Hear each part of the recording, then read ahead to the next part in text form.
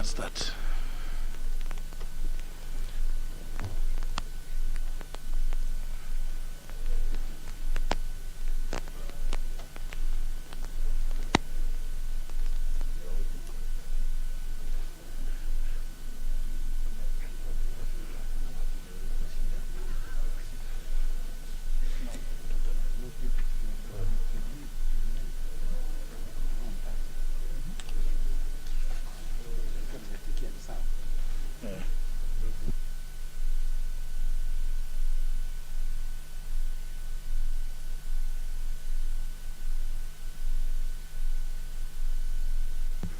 Proceed. Proceed. Order number 1, administration of oath. Order number 2, communication from the chair.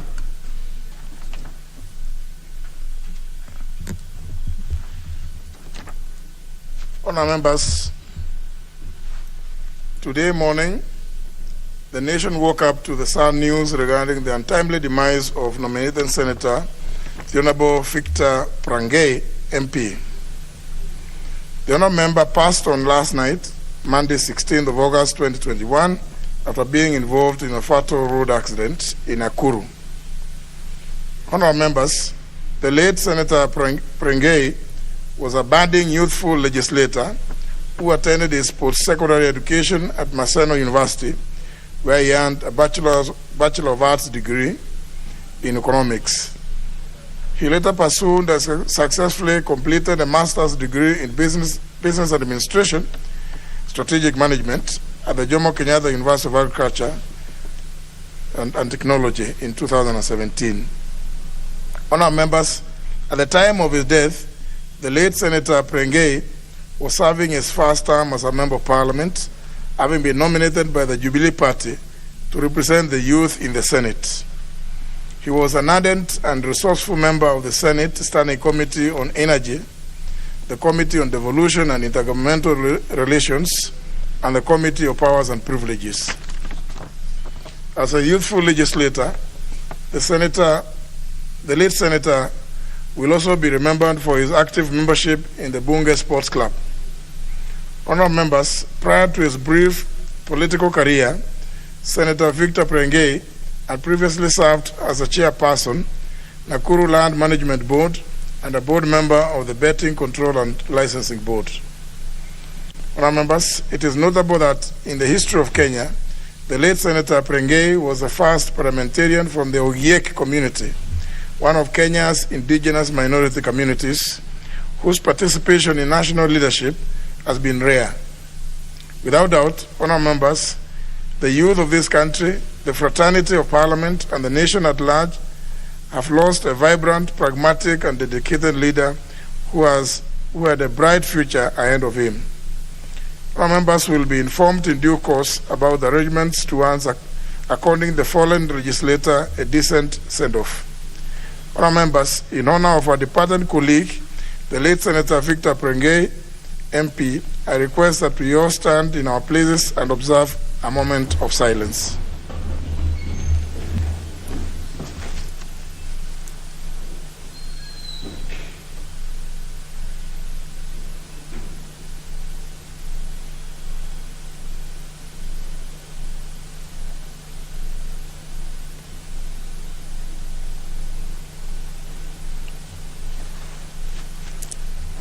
May his soul rest in peace.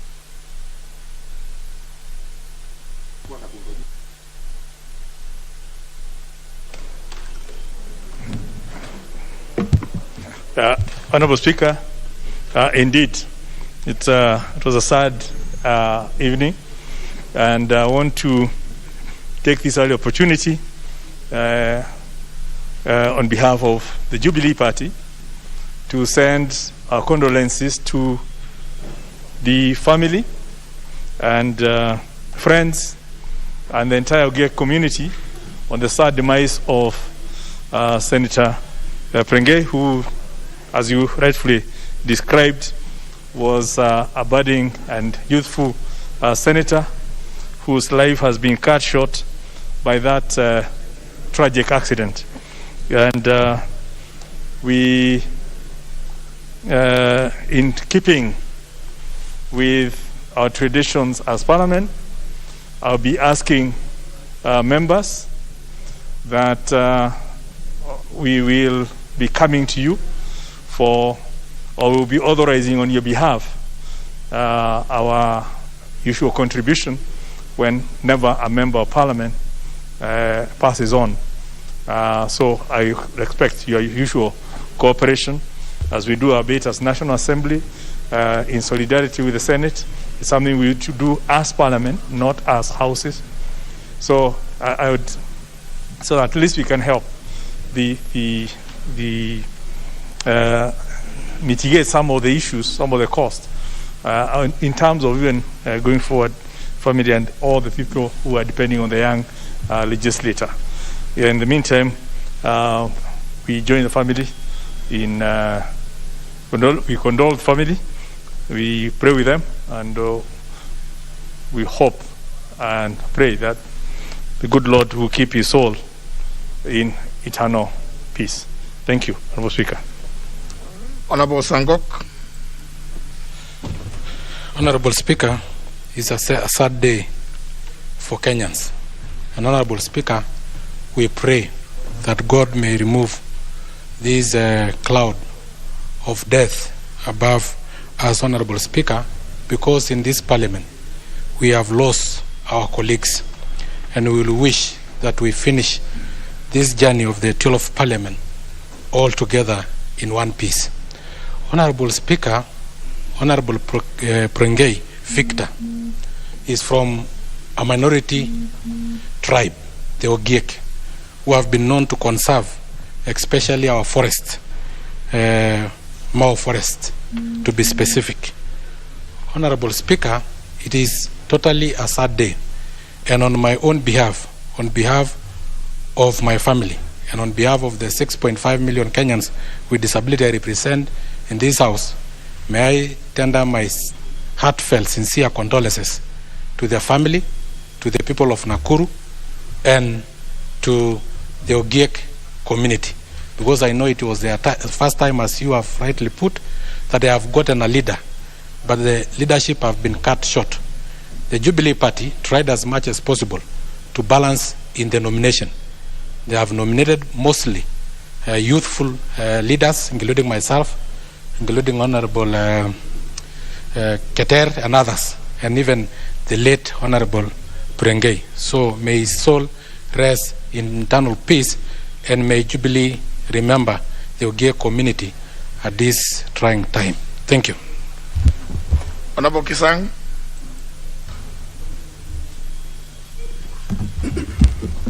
Thank you, Honorable Speaker. Honorable Speaker, on behalf of myself, my family, and the people of Marakwet West, I wish to take this opportunity to send my sincere condolences to the family of the late Senator Victor Pringay, who was a very young upcoming leader from the OK community. In Marakwet West, Honorable Speaker, we have a percentage of our people who are OK. And on the behalf and the people of Nakuru, I say Paul Esana for the loss of our young senator, and may the Almighty Lord rest his soul in eternal peace. Honorable Pukose. Thank you, Honorable Speaker. Honorable Speaker, this is a very sad day, and on my own behalf and the behalf of the people of Endebess constituency, Trans Nzoia County, I want to send a message of condolence to the family and the relatives of Senator Prenge and the people of Nakuru, and specifically to the Ogiek community. May his soul rest in eternal peace. Honorable Murugara.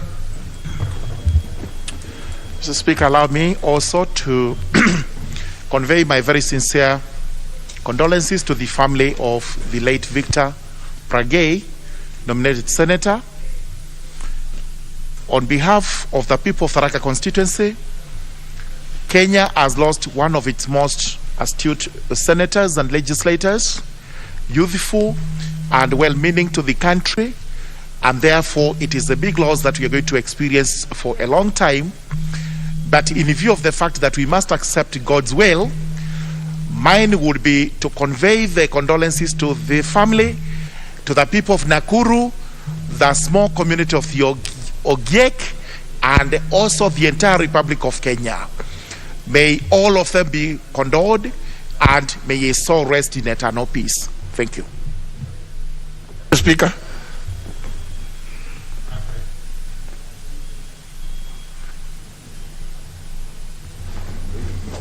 I thank you, Mr. Speaker.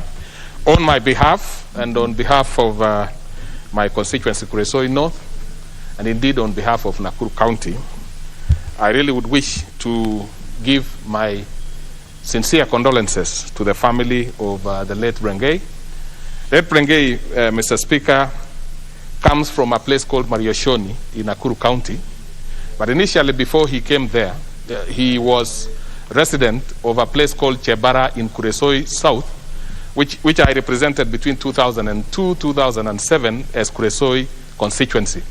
He also went to school in a local secondary school there called Moi Secondary School, Amalo.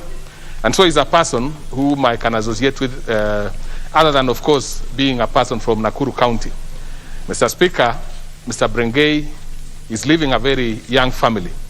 Now, I want to say this year has been very heavy for Parliament generally. We've lost many members, and also for country at large, because we have also lost quite a number of people, not as ordinary years, because of many issues, including COVID. So it's an unfortunate situation that happened yesterday. So I wanted to take this opportunity to give my condolences. He comes from a very, I wouldn't want to call it a small community, he comes from an indigenous community, the Ogiek. These are the people who are settled recently in particular lands in part of Tinet, part of Kiptororo, and part of that place called Kiptunga Marishoni area. In fact, the person who issued titles to that community was none other than the majority leader when he was still a powerful lands minister in Kibaki government. So, of course, I'm saying on behalf of the entire region, we pass our condolences, and we pray to the family that they may sustain these difficult times that they are going through. Thank you very much, Mr. Speaker. Honorable Sosion. Honorable Speaker, I join the rest of my colleagues in conveying condolences to the late Senator Victor Brengay. I remember about a week ago, I shared a table over lunch together with Honorable Chelule, and as has been stated, this is the first indigenous member of parliament from one of the greatest ethnic minorities, the Ogiek, in this country. So indeed, we note it's a blow to this community that was beginning to enjoy the provisions of the Constitution of affirmative action through representation. So may the good Lord rest his soul in eternal peace. Thank you. Member from where? Thank you, Honorable Speaker. On my own behalf and on behalf of the people of Mwea that I represent, I would like to convey my sincere condolences to the family, to the youth, to the people of Nakuru, and to the Ogiek community following the death of this youthful Senator, Honorable Speaker. Honorable Speaker, I didn't know him very well, but the picture in front of me shows a young man whose future was really bright, Honorable Speaker, and it's really sad that death has robbed us of a very, very, very youthful young man. May the Almighty God rest his soul in eternal peace. Thank you. Honorable Majibo Kalasinga. Okay. Mr. Speaker, I take this time, this afternoon, to join my fellow friends, members of Parliament, to condole with the family of our able Senator, Mr. Speaker. This Senator, Mr. Speaker, personally was my friend when I was running for Kapuchai constituency in 2017, Mr. Speaker, on a Jubilee ticket. he came for my support in my constituency, Mr. Speaker. I take this time to condole with the family, and on behalf of myself, the behalf of the people of Lower Hills of Kapchai, Mr. Speaker, I condole and say pole sana. May his soul rest in peace.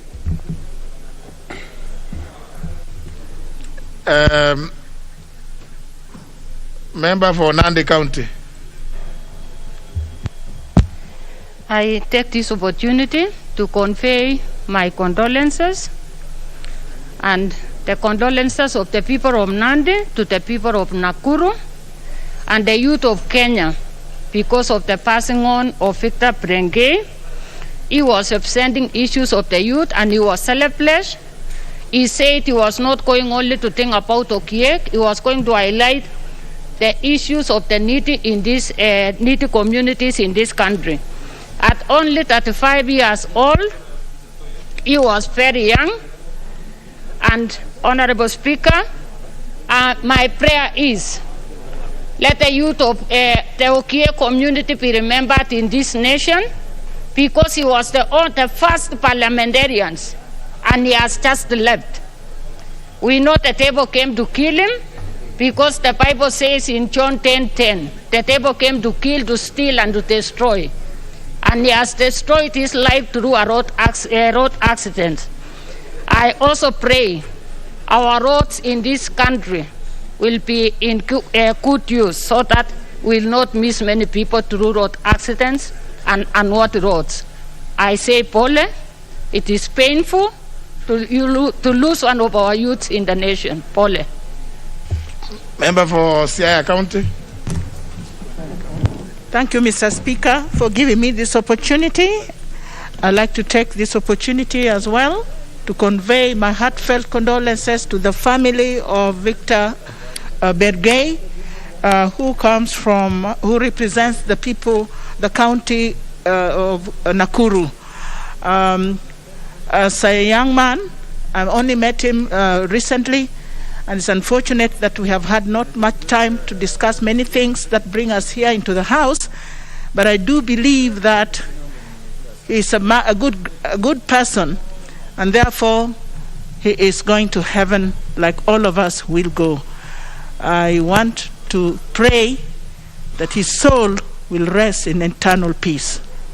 Thank you, Speaker. Member for Igembe South. Thank you. On my behalf and the behalf of the people of Igembe South constituency and the youth of this republic, I convey my sincere condolence to the family and the friends of our departed brother Brengay.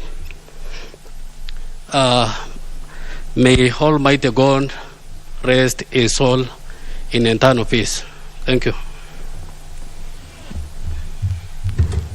For Kiambu. Thank you, Mr. Speaker, for giving me the opportunity to indeed join the rest of the nation on behalf of the great people of Kiambu to send our sincere condolences to the family of the fallen star of the Ogiek community. I want to confirm that the late senator was the light for the community. He represented the community very boldly and very strongly, and indeed he was an advocate for the youth in the Senate.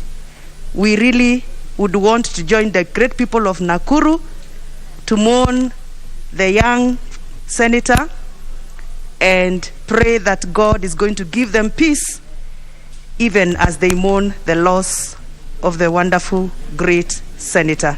Thank you. Member for Ganze. Thank you very much, Mr. Speaker. For and on behalf of the great people of Ganze and the entire Coast region, take this opportunity to convey our heartfelt condolences to the family and friends of the late Senator Victor Brengay. The senator was a friend and also a colleague in the Young Parliamentarians Association, and we have shared a lot. And from where I sit, Mr. Speaker, I highly believe that it was not the right time for him to go, but because God's will cannot be subverted, I join others in praying for his soul to rest in eternal peace. Honorable Danita Gatti. Thank you very much, Honorable Speaker, for the opportunity to also join the rest of members and Kenyans to mourn Senator Victor Prengei. Mr. Speaker, I did not have an opportunity to know much about him, but Mr. Speaker, I share much with Senator, Mr. Speaker, because, Mr. Speaker, you will remember that in 2014, just a year into my election into this house, Mr. Speaker, I also equally suffered a road accident, Mr. Speaker, that left me on this wheelchair. Mr. Speaker, it is very painful, Mr. Speaker, for a community, and a small community, Mr. Speaker, to lose their only hope that they had in this August house, Mr. Speaker. I therefore, Mr. Speaker, hope that just for the sake of wiping the tears of the community, Mr. Speaker, that the Jubilee can actually be fair enough to enable one member from the same community complete the job that this member had, Mr. Speaker. Mr. Speaker, sir, I remember very well that I also share something with the member, because, Mr. Speaker, you will also remember that I am also the first ever elected woman from my community, Mr. Speaker, the Kuria community. So I know what it means to be a minority community, to be a smaller community, Mr. Speaker. And therefore, Mr. Speaker, I join the people of Nakuru to mourn their senator. I join the youth of Kenya, Mr. Speaker, to mourn their senator, and equally ask, Mr. Speaker, that we continue to observe also traffic rules, Mr. Speaker, to wear our belts, Mr. Speaker, just in case we continue, because we continue to lose Kenyans in these highways and on these roads, Mr. Speaker. Therefore, Mr. Speaker, allow me the opportunity to send my sincere condolences, Mr. Speaker, and sympathies to the people of Nakuru and to the family of Senator Victor Prengei, Mr. Speaker. May his soul rest in eternal peace. Member for Kamukunji. Thank you, Mr. Speaker, for giving me this opportunity to express my sincere and heartfelt condolences to the family of our colleague, the late Senator Victor Prengei. I'd like to send my regards to the people of Nakuru, and I remember him as the first person to represent a minority community that had had no opportunity in our power and democratic system.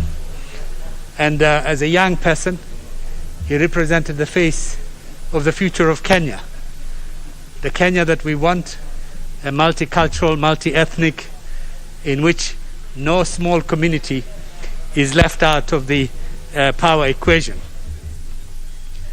As a young person also, he represented the majority of our population, given the fact that about 60% or more of our population are young people like him and others. So let me take this opportunity to wish the people of Nakuru, where he comes from, the county of Nakuru, well, to wish his family well in this difficult time. Our prayers and our thoughts are with them, and may his soul rest in peace. Thank you, Mr. Speaker. Honorable Sotsi. Thank you, Mr. Speaker, for the opportunity. On my own behalf and my family, I also want to pass my sincere condolences to the family of Honorable Senator Victor Prengei, who was a good friend of mine. I have known him as a very quiet person, soft-spoken, and someone who had a big vision as a leader in this country. I happen to have shared experiences with the late senator when he had problems with his party Jubilee on how to navigate those challenges. Because as you are aware, I went through the same challenge with my party and I succeeded. And I'm happy he listened to me. And though he has died still being a senator.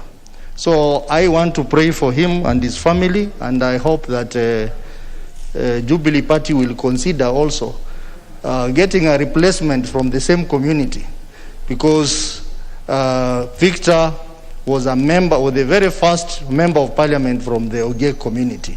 And I think it will be nice to return the same favor to the same community. Thank you, Mr. Speaker. I pray that the Almighty God rest his soul in eternal peace. Thank you. Very well. Next order.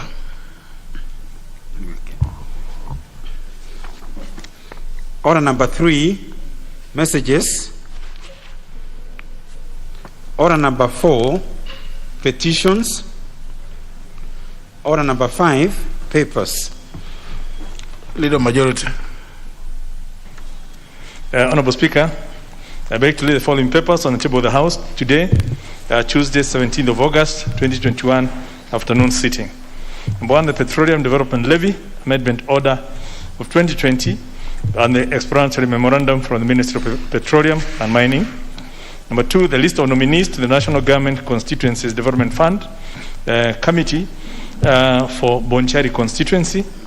Number 3, the final audit reports of the Office of the Director General for the financial years 2016-2017 and 2017-2018 from PKF Kenya LLP. And number 4, reports of the Auditor General and financial statements in respect of the following institutions for the year ended 30th of June 2019 and the certificates therein. And A, the Auctioneers Licensing Board. B, Jomo Kenyatta University of Agriculture and Technology, NUDOS Limited.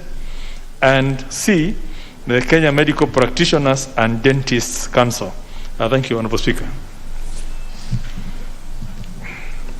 Next, on behalf of the Chairperson, Special Funds Committee, Honorable Pukose.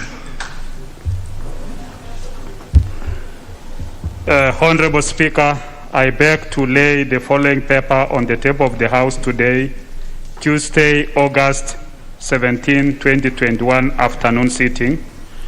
The 10th report of the Special Funds Accounts Committee on its consideration of audited financial statements for the Local Authorities Profit and Fund, the Unclaimed Assets Trust Fund, the National Environment Trust Fund, the Land Settlement Fund, and the Petroleum Development Fund. Thank you, Honorable Speaker. Chairperson, Select Committee on National Government Constituencies Development Fund.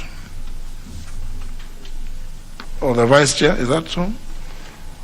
You don't know how to operate?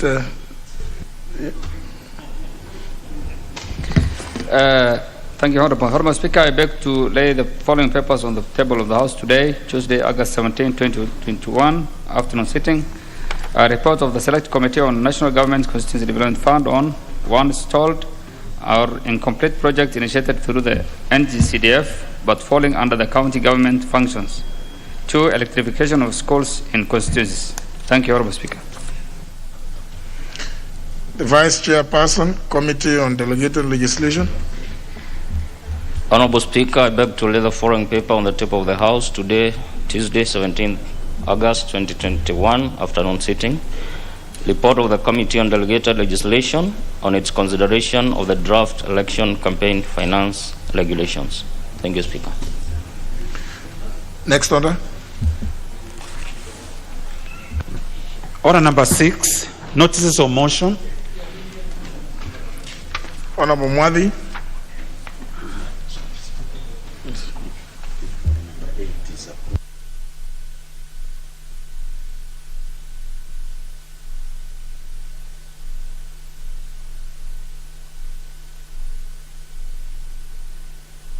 Mwadi, I think there's been a mix-up. You can only do that after order number 8 has been sorted out. Very well. Honorable Pukose.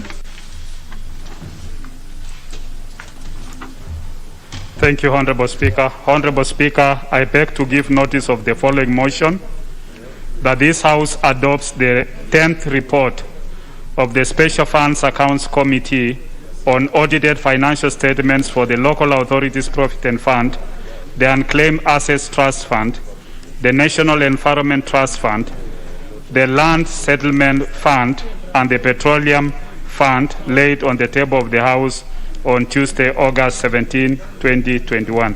Thank you. The Chairperson, Select Committee on the National Government Constitutional Development Fund. Honorable Speaker, I beg to give notice of the following motion, that this House adopts the report of the Select Committee on National Government Constitutional Development Fund on stalled or incomplete projects initiated through the NGCDF, but falling under the county government functions laid on the table of the House on Tuesday, August 17, 2021. Thank you.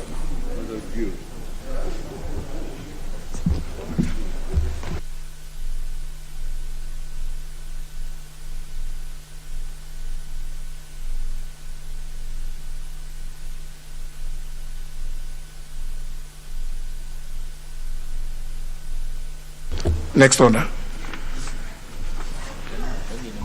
Order number 7, questions and statements.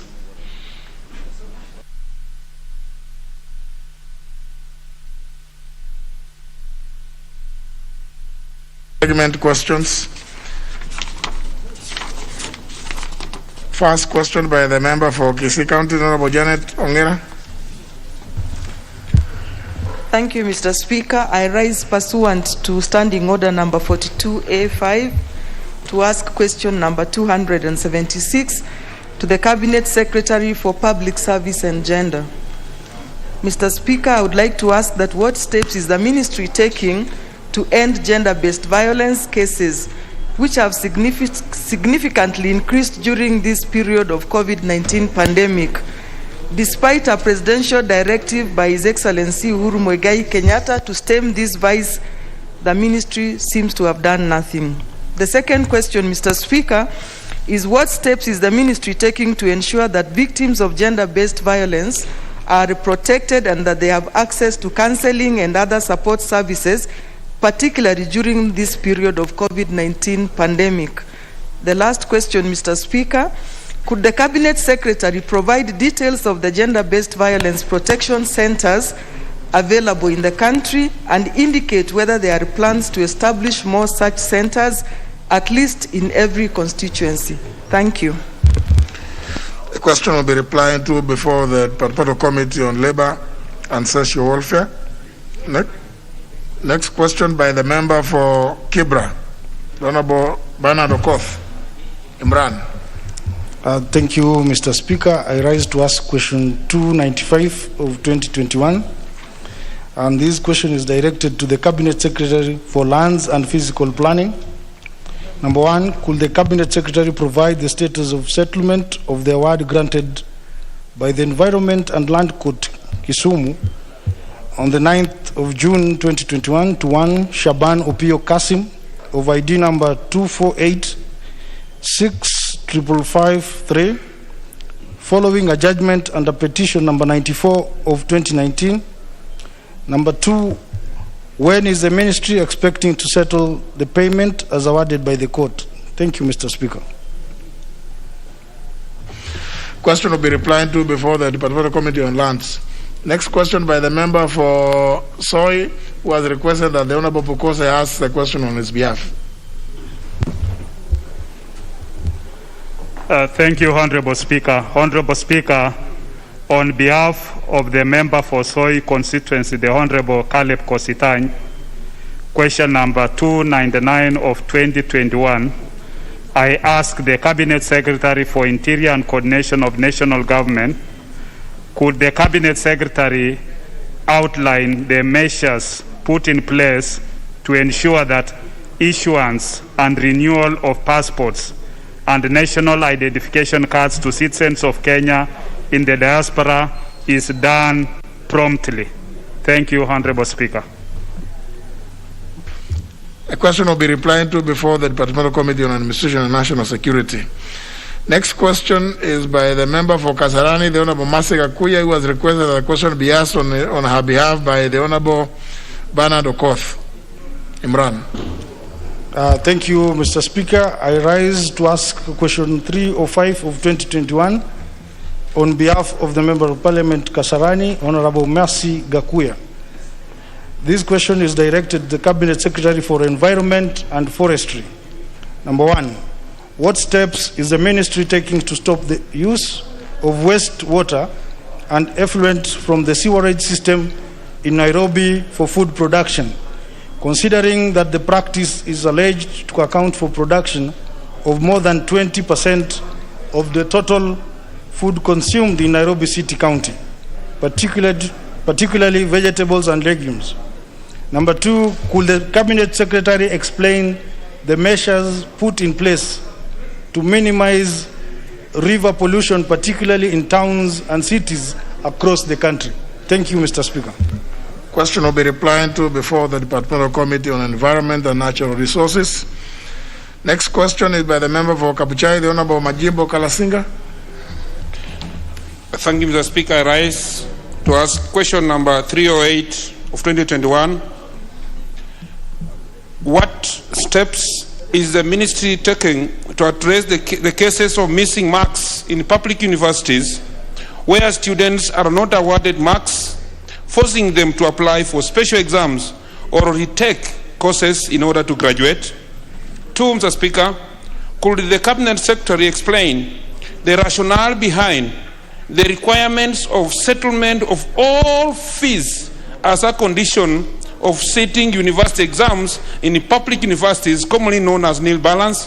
And 3, Mr. Speaker, could the Cabinet Secretary provide details on the statuses of government funding to students in technical and other mid-level colleges? Thank you, Mr. Speaker. Question will be replied to before the Departmental Committee on Education and Research.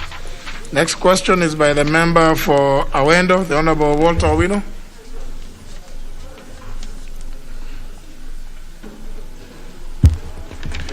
Thank you, Mr. Speaker. I rise to ask question number 309 of 2021, directed to the Cabinet Secretary, Interior, and Coordination of National Government. Question number 1.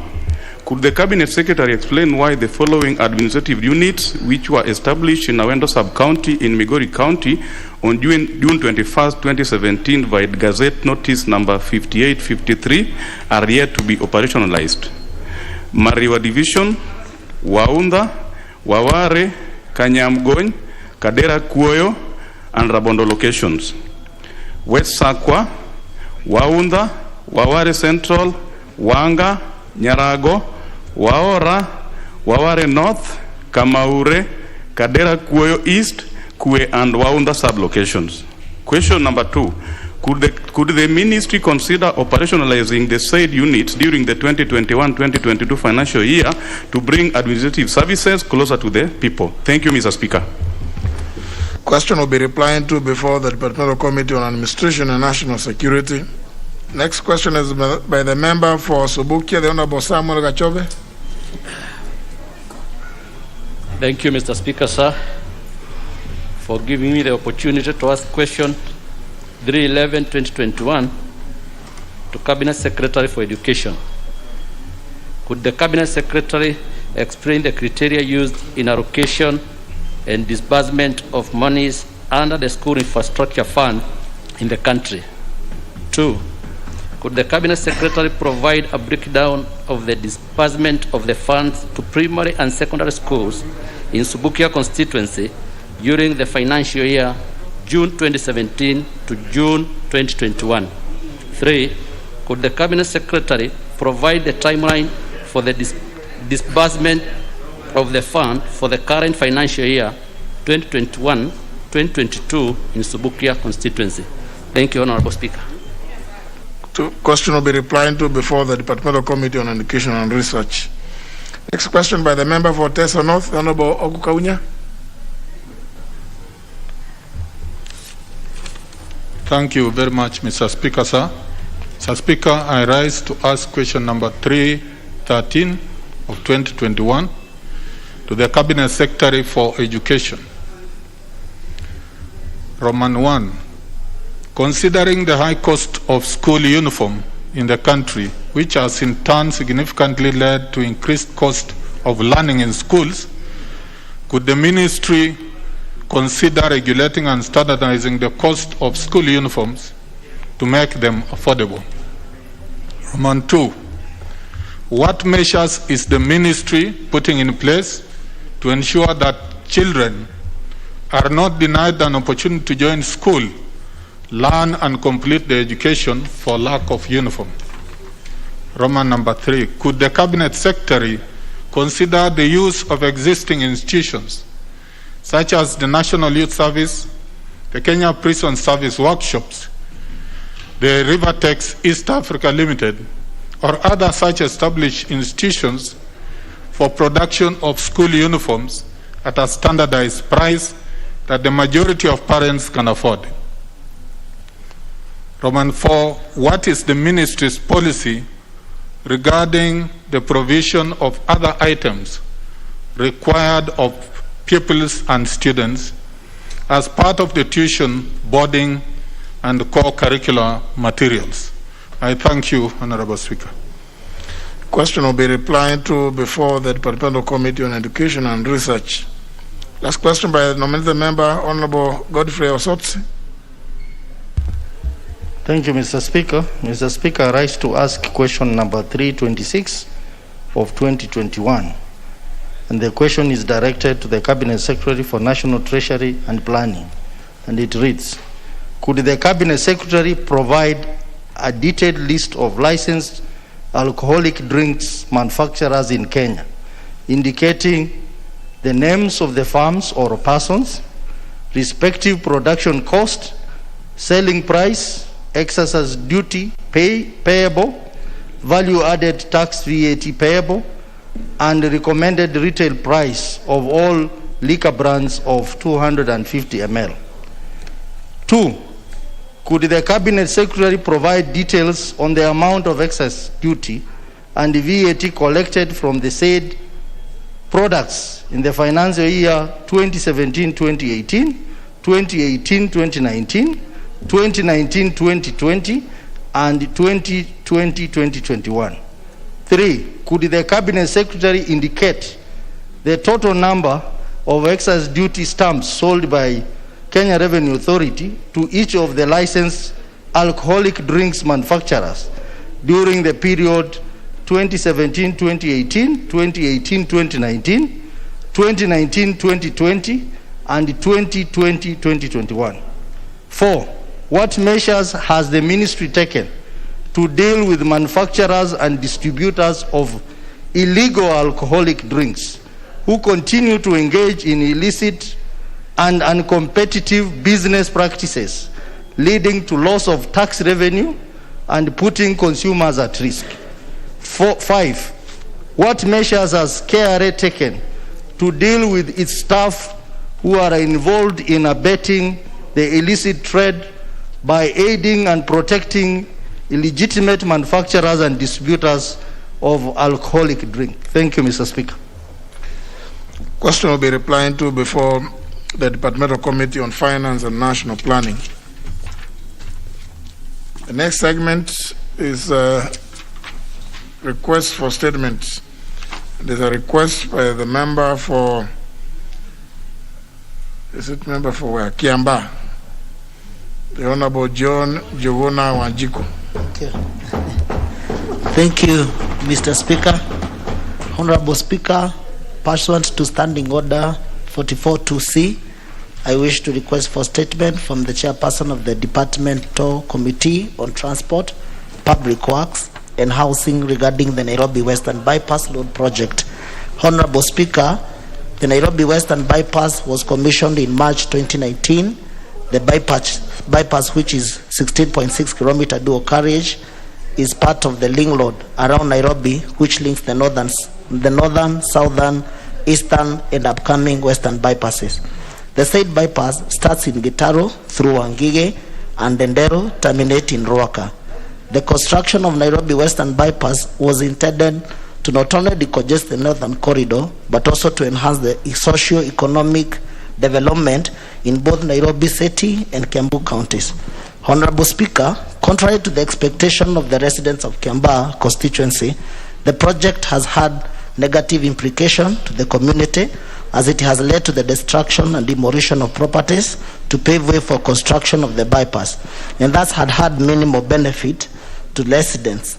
The contractor has failed to engage youth from the area in the project, and additionally, the project has led to displacement of traders at the local market, whose stalls have been demolished without any compensation or provision of alternative parcel of land for the establishment of market. Honorable Speaker, it is against this background that I seek for a statement from the chairperson of the Departmental Committee on Transport, Public Works, and Housing on the following.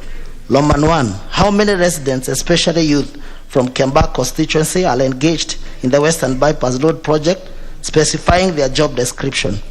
Loman 2, what measures are in place to ensure provision of access and link roads, in particularly connecting Karura and the Dero Shopping Center, Gasharage and Ruaka towns, respectively, to the Western Bypass? Number 3, what plans are in place to acquire an alternative piece of land for the relocation of Ruaka Market? Number 4, what will the resident, when will the resident affected by the project be compensated? Thank you, Mr. Speaker. The chairman, Departmental Committee on Transport, Honorable Kosing.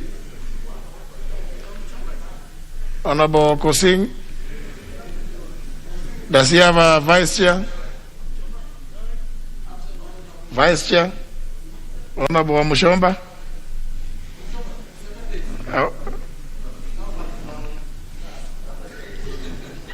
I notice that you.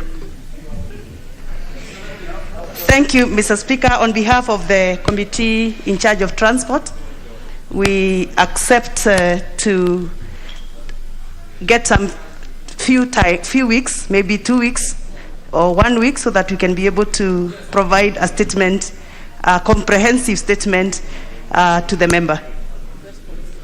Very well. Thank you. I think I'll detail the Honorable Sankok to go around where many members are, so that he can just teach you how to press the intervention button, because I notice many of you are having difficulties in locating the intervention button, and the Honorable Sankok is an expert, so feel free to go and educate a few of your colleagues. No, that does not. Honorable Sankok, that's not it's not a license to. It's not a license to start now praising yourself. Thank you very much, Honorable Speaker, for recognizing that I am very active. But I want to inform members, I will teach you, but it is not free of charge. So it only costs 5,000 each. Thank you, Honorable Speaker. Very well. Next order. Order number 8, procedural motion. Honorable Mwadi. Sorry, Honorable Abdul Swamad. Sorry, before Honorable Mwadi. Okay. Asante sana. Bwana Spika, naomba usaidizi kutoka kwako na pia vile vile utoleaji amri. Tarehe 16 mwezi wa 6, Bwana Spika, nilinuka katika jumba hili baada wewe kuweka sahihi na kuweza kupeana idhini tuweze kuuliza hatma ya wafanyikazi wa shirika la bandari ya Kenya Ports Authority. Mambo yalikuwa ni matatu, Bwana Spika, kuhusiana na ule mkataba uliokubaliwa ya kuweza kuongeza za mishahara, na pili, kando na yale ambayo yashakubaliana, ni njia gani ambayo kwamba wataweza kuanza kuzungumza habari ya makubaliano mapya na wafanyikazi 247, Bwana Spika, ambao walikuwa wamefutwa na wafaa kuregeshwa. Bwana Spika, ilikuwa nimeipeleka swali hili kwa kamati yenye kuhusika na mambo ya usafiri, lakini chini ya amri yako hapa ukaweza kusema iende kwa kamati ya leba, na Bwana Spika wakaweza kudokeza ya kwa muda wa wiki wataweza tupatia jawabu. Leo Bwana Spika, tunakaribia, tumeanza, hii ni June, mwezi wa Julai, mwezi wa Agosti, tunamaliza miezi miwili, Bwana Spika, na nilipokuwa naingia hapa ndo naambiwa ya kwa kuna response ama jawabu ambalo kwamba limeweza kuwekwa na Ukuriatani. Bwana Spika, tunaomba tu, unajua, kuangalia pia hali vile zilivyo, Mwaka wa 2021 Bwana Spika, Julai, hali ya uchumi katika hii Kenya imeweza kupanda kwa 6.44. Haijawahi kufika hivyo katika miezi 17. Bwana Spika, June mwaka huu imepanda na 5.87. Kisha ukiangalia lile shirika la KPA, Novemba mwaka 2019 Bwana Spika, lilipeana bilioni 18.7, bilioni 18.7 kwa serikali kama faida. Kisha ikaweza kulipa na ushuru bilioni 6. Bwana Spika, hizi pesa haziwezi kuundwa ikiwa sio wale watu. Leo sasa hivi kila tukichelewa namna hii, na sasa hivi nasikia kwa mambo ya bonus, mambo ya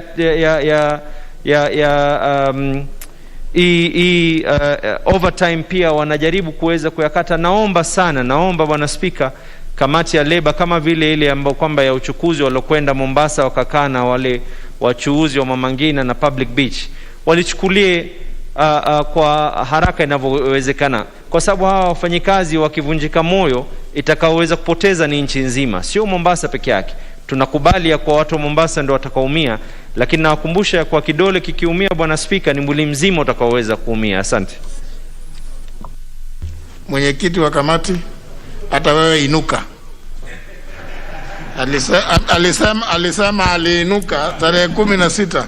Sasa mwenyekiti na yeye inuke. Asante sana Mheshimiwa Spika.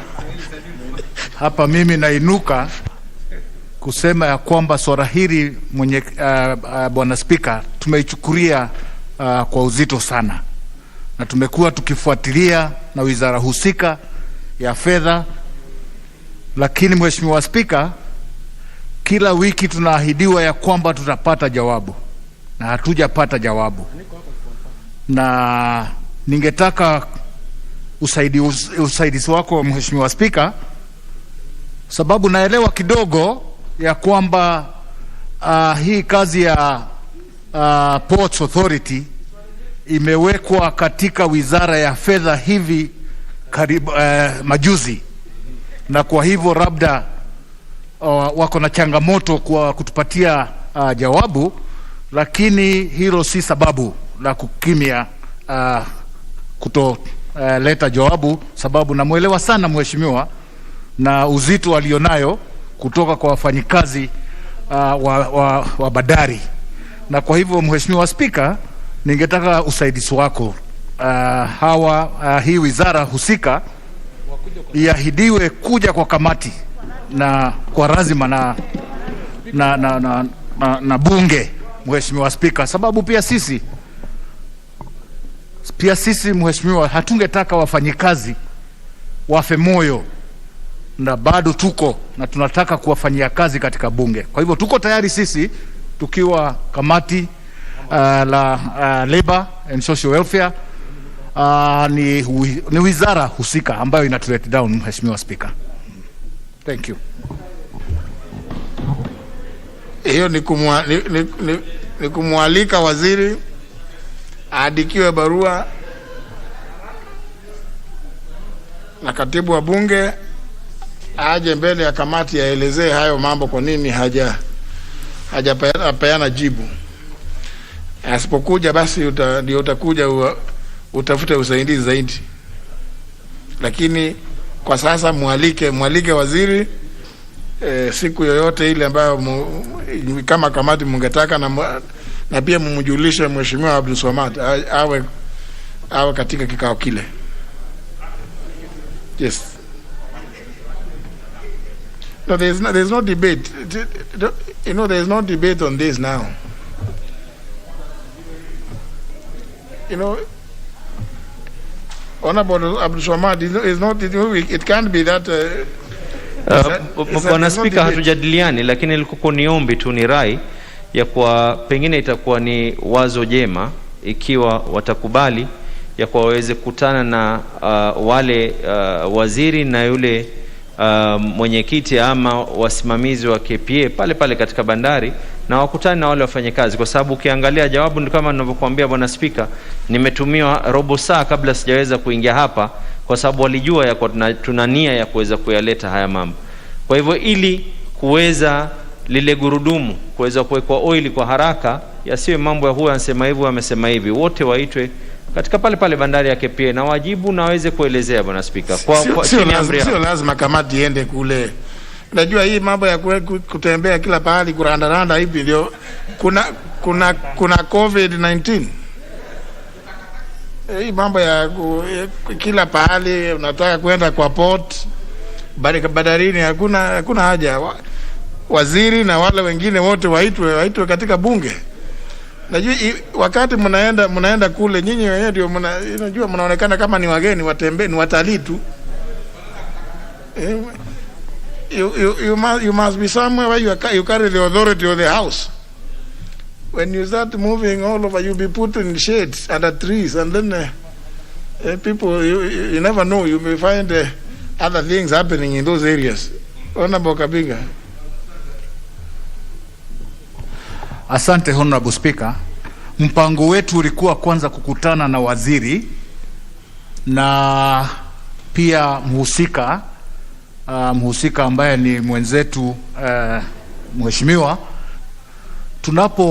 tukimsikiza waziri na tuone hatuna sururisho ya maneno hayo, Mheshimiwa Speaker, basi sisi tungeangalia tuone kana kwamba kuna haja ya kuwaita wale kutoka Mombasa ama sisi kwenda kule, sababu hii ni swala nyeti, swala ambalo lina uzito sana, Mheshimiwa Speaker, na kwa hivyo singetaka kusema ya kwamba hakuna haja ya kwenda ama wao kuja, lakini kwanza tungetaka kukutana na waziri na mheshimiwa ndio tuweze kuelewa kama tunaweza kutatua hilo tatizo tukiwa hapa Nairobi. Asante Mheshimiwa Speaker. Absolutely.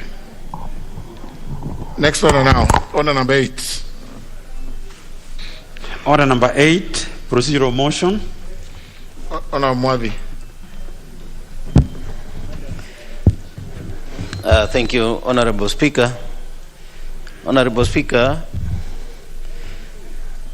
I beg to move that pursuant to the provisions of Standing Order number 256 relating to the exemption of business from standing orders, this House resolves to exempt the reports of the Departmental Committee on Administration and National Security on the public petitions listed hereunder, laid on the table of the House on Wednesday, August 11, 2021, from the provisions of Standing Order number 227-2 in regard to Committee of Petitions with respect to debate. 1. Public petition regarding security in Saku constituency and the larger Marsabit County. 2. Public petition by residents of Wajir and Garissa counties regarding the lack of access to citizen registration services. And 3. Public petition regarding recognition of Pemba people of Kenya as citizens of the Republic of Kenya. Honorable Speaker, as you rightly pointed out, when we laid these petitions on the table of the House, that there are really quite heavy and weight issues contained therein, and therefore this gives an opportunity to members of this House to debate the issues arising from these petitions, and specifically in the one on insecurity in Saku, look at the issues of tribal animosity between the Borana and Gabra, which are contained therein, the skewed distribution of resources, including county government jobs and opportunities, cattle rustling, scramble for water and pasture, possession of illegal arms, the long porous border of Ethiopia, and so on. And members will also be able to see the recommendations of the committee and comment on the same. And as regarding the access to citizen registration in Garissa, that the committee has made also recommendations where we have found that there are people who don't get vital documents, therefore they cannot access essential services, including political and economic rights. They cannot vote, they cannot access, they have no access to banking services and so on. As to the one on Pemba people, recognition by the Republic of Kenya, members will also be able, Honorable Speaker, to look at the recommendations of the committee, and specifically in regard to how they miss out on education and health services since they are not registered at birth, how they are excluded from employment, they can't register businesses, and of course access to banking and such other services. So, Honorable Speaker, these are the issues that are contained in those three petitions, and I will be able to move with your permission and indulgence that hereinafter I'll be able to give notice of motion to discuss those petitions. I beg to move, Honorable Speaker, and ask the leader of majority to... Leader of the majority party. Honorable Speaker, I raise to second this motion. It's really a straightforward matter, because ordinarily, once the petition is heard, the results are given to the petitioner, and the matter ends there. But when the matter is of significance, and I believe we have precedence in this when we discuss the issue of the royal suburbs, the land in Royal Sub, when the matter was then brought here so that members could have a bigger picture, way to discuss it here. But of course, this can't happen unless we then exempt it from the standing orders that allow or that dictate that matter should be just given to a member, and the matter ends there. So it's a straightforward matter, and I want to agree with the chair that these matters require the entire House to seize, because they have a significance beyond the constituencies where members have petitioned, and there could be lessons learned that affect other constituencies. Indeed, in fact, my main, I'm hoping that the members affected by these petitions are actually in the House today, because we could be discussing their matter, and they're not here, but I can see one, and another one is here, so good. It's a good thing that we are discussing when the stakeholders are here. But it's a straightforward matter, Mr. Speaker, and I want to ask members, we don't even need to debate a lot on this matter. Let's give the go-ahead that's required so that the committee can then bring those reports to members, and we debate and come up with a national solution or some national contribution to the issues contained within the petition. With those few words, I beg to second. If we could, member for Mohoron and member for Seme, if we could be in the chamber for a while, and the member from Vita, if we could be in the chamber.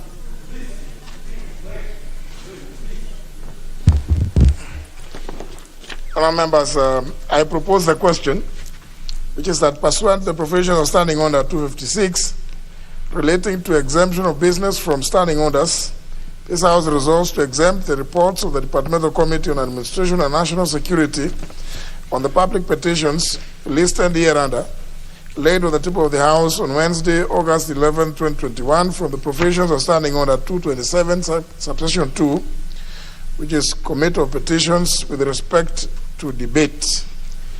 Roman 1, public petition regarding insecurity in Saku constituency and the larger Marsabit County. 2, public petition by residents of Wajir and Garissa counties regarding the lack of access to citizen registration services. And 3, public petition regarding recognition of the Pemba people of Kenya as citizens of the Republic of Kenya. So, Desire of the House, I put the question.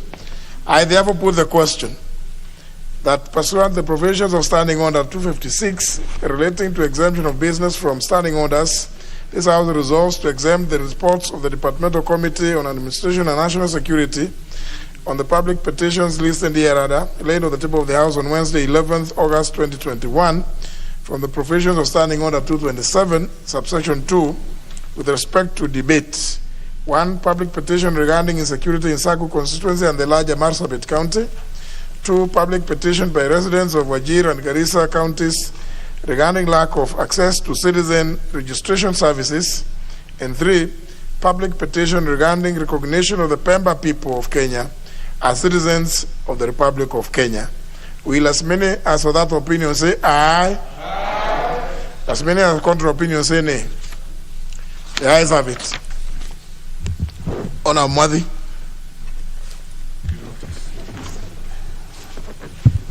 Thank you, Honorable Speaker. Honorable Speaker, with your indulgence, I beg to give notice of the following motion, that this House adopts the report of the Departmental Committee on Administration and National Security on its consideration of a public petition regarding insecurity in Saku constituency and the larger Marsabit County, laid on the table of the House on Wednesday, the August 11th, 2022.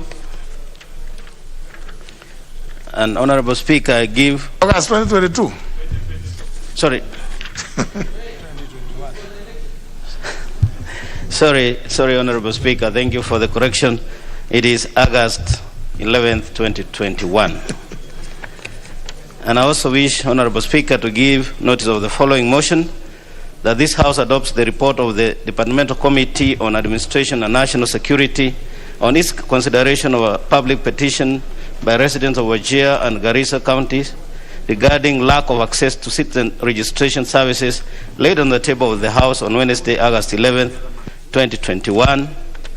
And finally, Honorable Speaker, I give notice of the following motion, that this House adopts the report of the Departmental Committee on Administration and National Security on its consideration of a public petition regarding recognition of the Pemba people of Kenya as citizens of this Republic of Kenya, laid on the table of the House on Wednesday, August 11th, 2021. I thank you, Honorable Speaker. Honour members,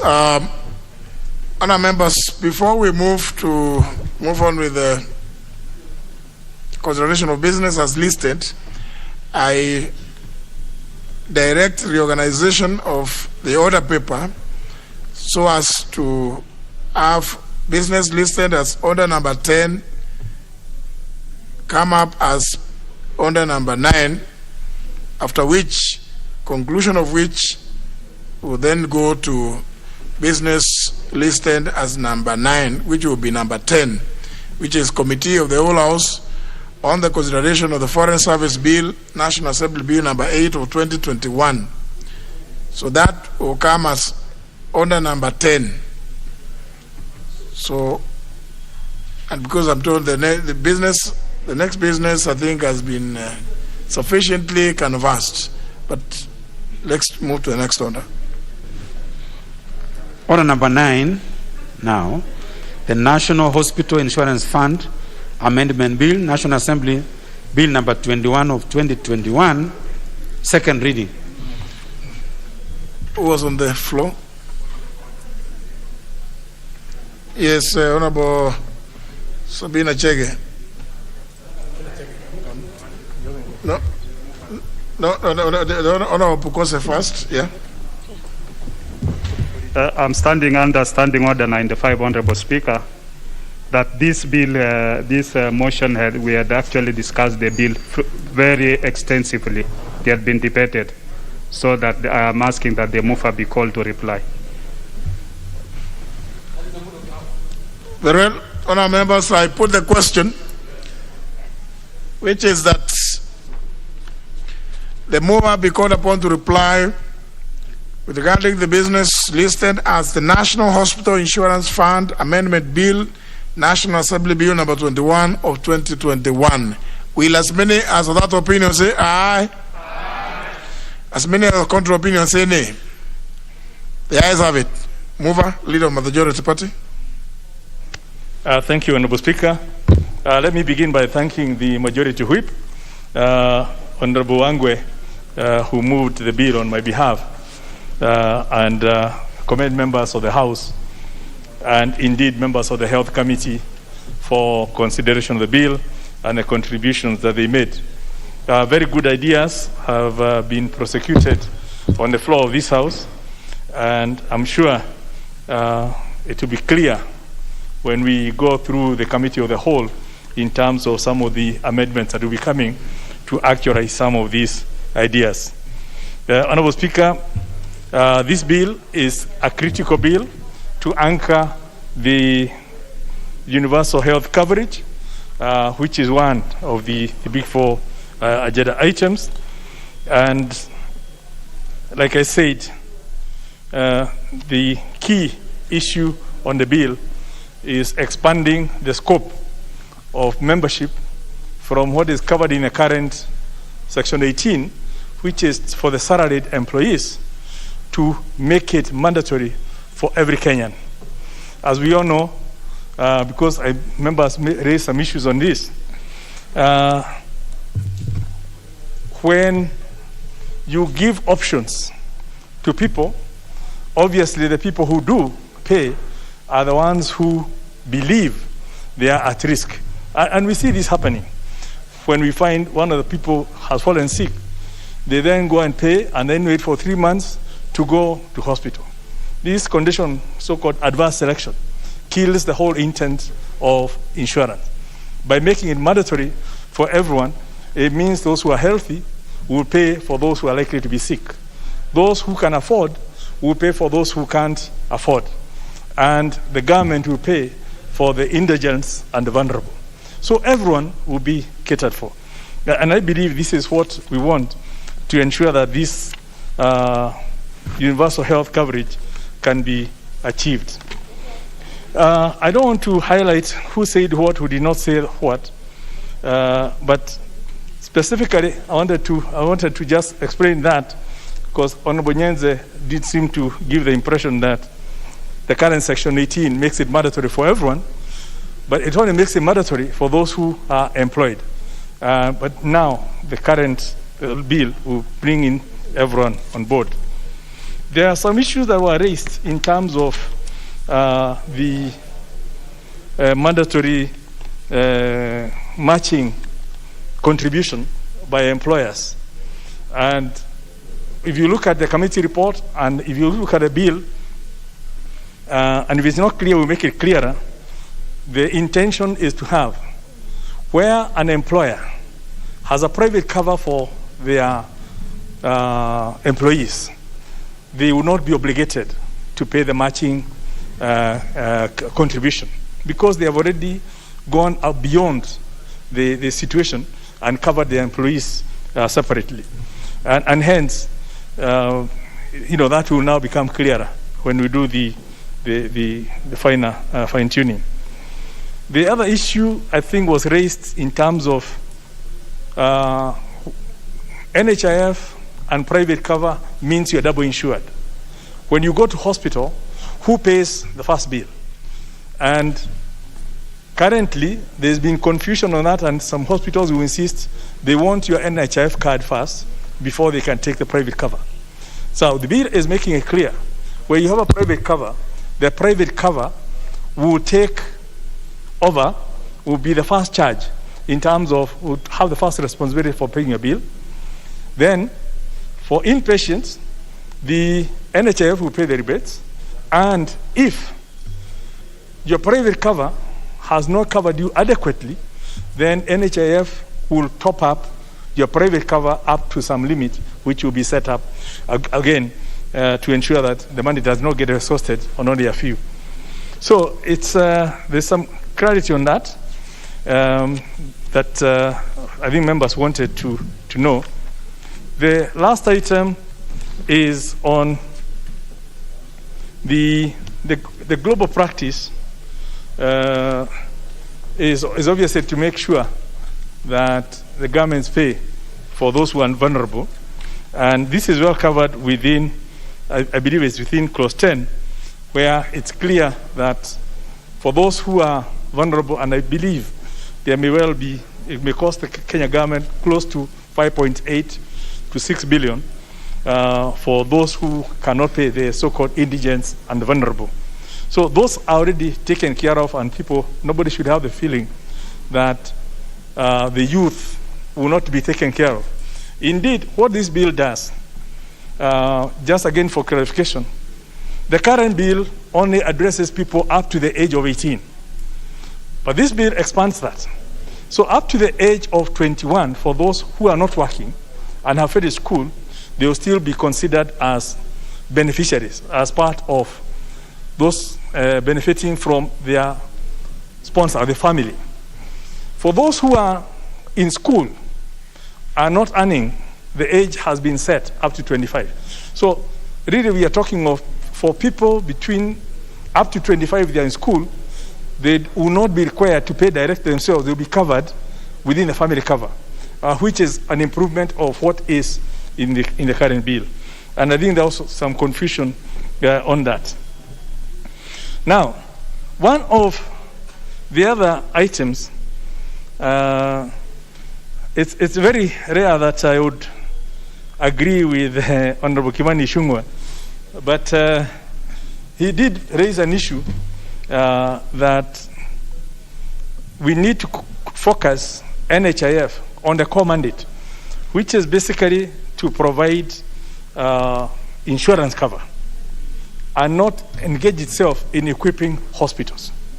I concur, and I've consulted on that, and I'll be bringing an amendment to actually remove that provision for NHIF getting involved in procurement of equipment, building of hospitals, because we don't want a situation where Kenyans lose faith in the fund because of the money, instead of being used to cover patients, it starts being used on other non-core activities.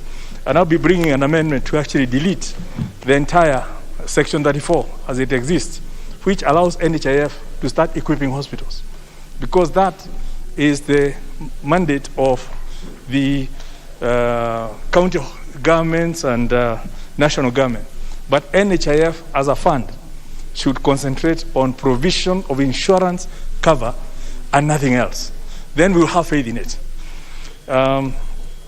Honorable Speaker, I believe the other comments that some members made, Manzo saying it should cover groups which doesn't work in terms of insurance, and I've already mentioned in terms of the compulsory contribution. These are some of the things that I thought I just need to highlight by way of response, and I would ask members that we create some time tomorrow so that we can actualize this dream of ensuring that no Kenyan will have to sell their land, will have to, be made poor forever.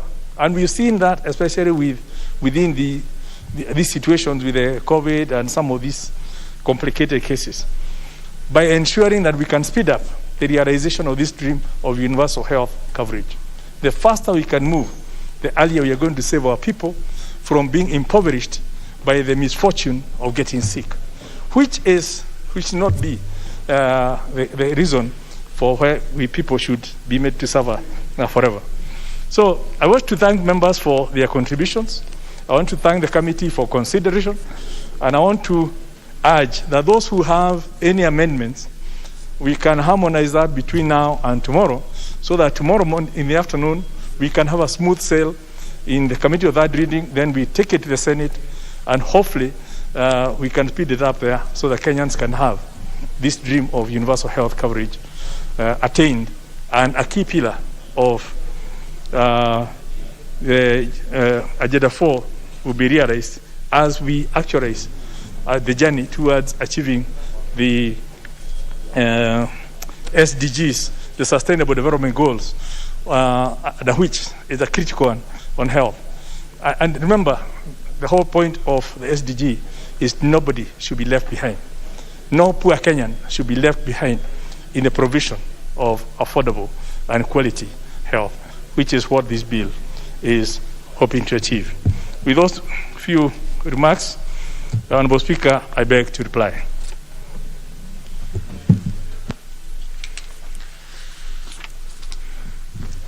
Well, honour members, I have confirmed that we have the necessary quorum for me to put the question, and I proceed to do the same, which is that the National Hospital Insurance Fund Amendment Bill, National Assembly Bill number 21 of 2021, be now read a second time.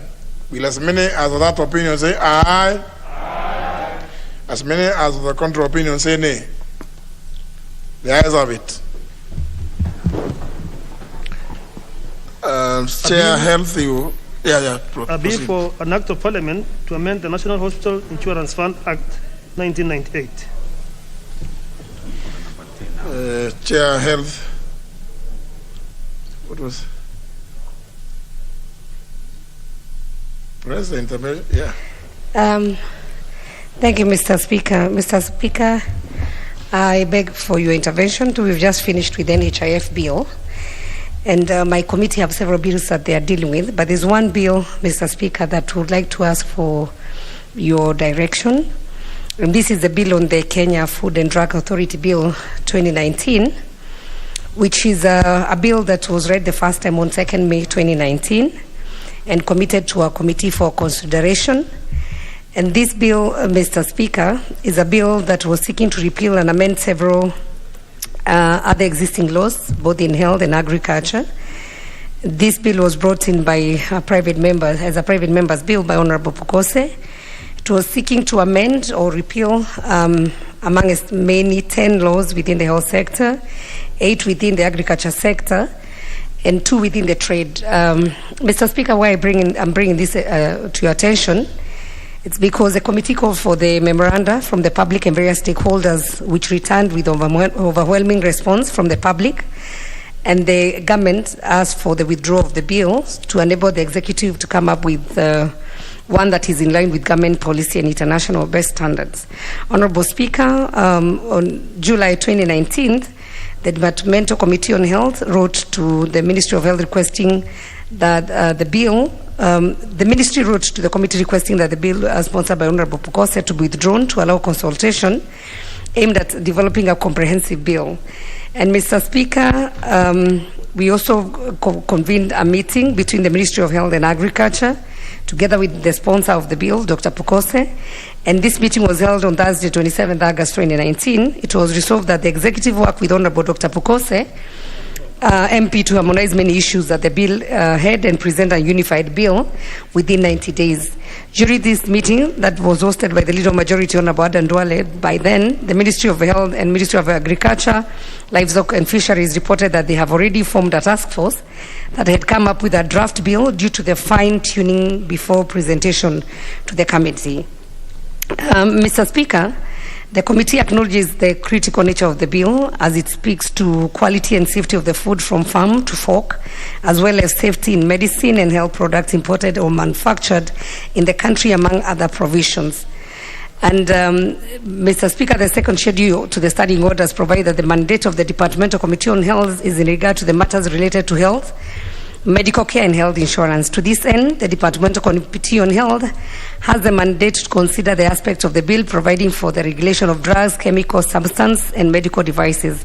On the other hand, the Departmental Committee on Agriculture and Livestock is in regards to the matters related to agriculture, livestock, irrigation, fisheries, development, production and marketing. And the Committee on Agriculture and Livestock therefore has a mandate to consider the aspects of bill providing for the regulation.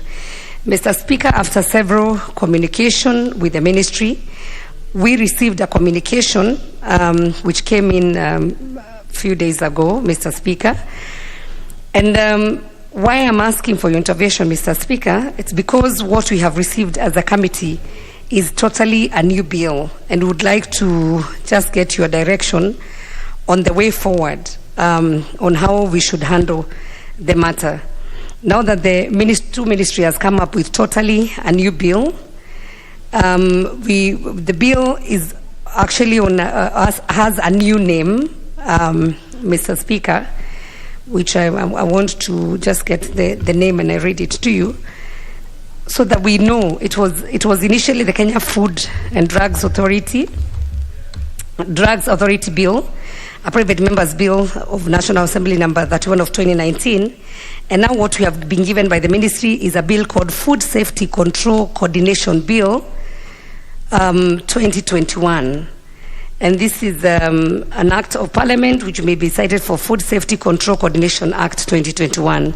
So, Mr. Speaker, this morning when we met as a committee, we were at the dilemma of how to proceed. Whether one, we allow the yourself to communicate to the committee on who to handle the bill. And secondly, what do we do with the private members' bill, Honorable Kose's bill, which would receive the contribution from the stakeholders. We had actually almost done with our report. We were only waiting for the bit of the contribution from the ministry on our way forward.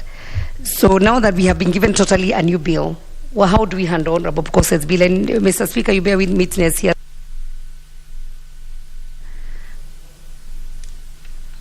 He has been here almost there that every day asking about his bill and the way forward. And we as a committee committed that we'll table the report in Parliament. And now that what has come from both ministries as a joint bill is a totally different bill, how then do we handle Honorable Bokose's bill, which was the original bill? Thank you, Mr. Speaker. I just beg for your intervention. Well, you know, the House as a House and the individual members, why are you raising your hand up? And nothing, there's nothing for debate. Honorable David Ochieng, every member, and within the House, has a constitutional mandate to legislate, among other functions and roles. And I've always tried to endeavor not to frustrate members, individual members' efforts, as much as I don't frustrate those efforts or initiatives at doing legislation that come from the executive.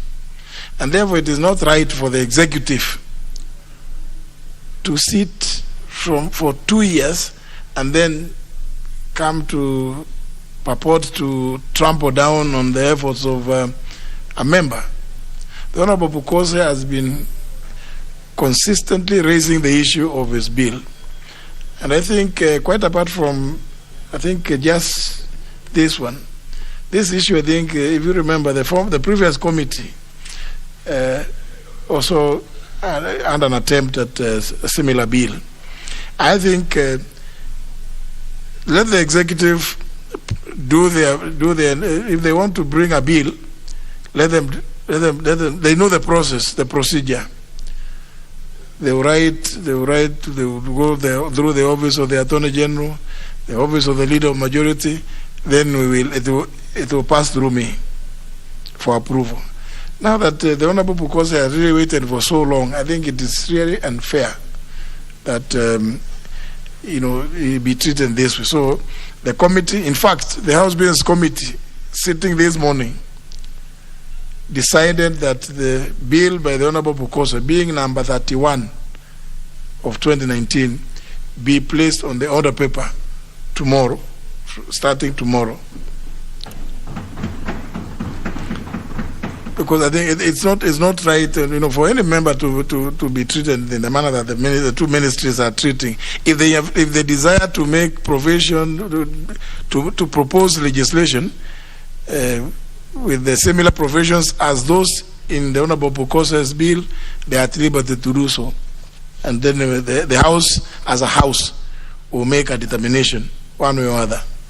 But I think it's not right for them for anybody out there walking in the streets or in some offices, task force. They know that things don't move. You told people are in a task force, they are developing a white paper, a green paper. Then now they come up with this one black paper now. I don't know what kind of paper this one could be. Now, the one that now proposes to trash what the Honorable Bukose has applied himself so fervently on, and just now to be told withdraw yours. It is not in their place to direct how members do their work here, particularly in the area of proposing legislation. So they cannot come and command or direct anybody to withdraw their work. So since the House Business Committee has made a determination that the bill be on the order paper, let it be. You as a committee table your report. The executive, the two ministries, they are at liberty to go meandering wherever they want to meander through, because the route they have used is not the correct one. To write to you as a committee that this is what they intend to do, in fact, is a waste of time. Now, that is waste and effort, because unless you own it yourselves as a committee, what you are supposed to do is to bring a report on the Honorable Pukose's bill. That other one, you can take it back to them, return to sender, and they can, yeah, that's the way it should be anyway. They can return to sender, or they take it to some garbage bin. I mean, yeah, what can you do? If people choose not to understand the processes and to respect them, that surely, if there are any issues with regard to the bill by Honorable Pukose, they should write to the committee, raise their objections, and the matter will be determined by the House, not themselves. It will be the House to make a determination. If the House is convinced and persuaded to go by the proposals from Honorable Pukose, so be it. If the ministry's arguments are the ones that carry the day, again, in equal measure, so should be it. So for now, I think what we do about that, Honorable Sabina, and it's good that you have reported, we'll proceed with the bill by the Honorable Pukose. That other one is good reading material, I'm sure. I saw you reading from your phone. Maybe you can share with other members of the House, those who may want to also entertain themselves, to know what the two ministries are saying.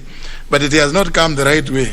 So you can advise them to go and consult the leader of majority. He will actually explain to them what they should do. And they ought to know the way, because it is not the first time. So that one, it's good literature.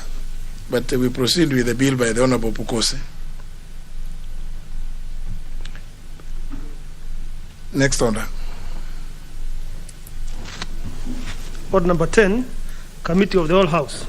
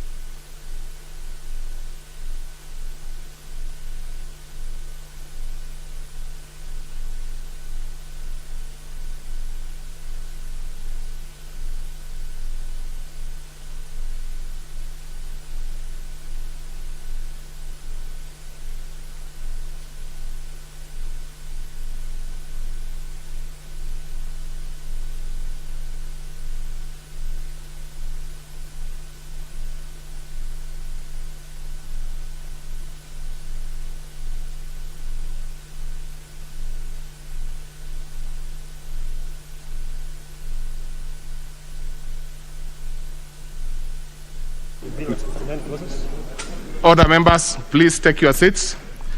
We are now proceeding to the Committee of the Whole to consider Foreign Service Bill, National Assembly Bill number 8 of 2021. It's a fairly straightforward bill, honorable members, so we'll be moving pretty fast. Proceed. Clause 3. I propose a question which is at clause 3 be part of the bill. I put the question which is at clause. Chair, you have an amendment to this particular one. Do you?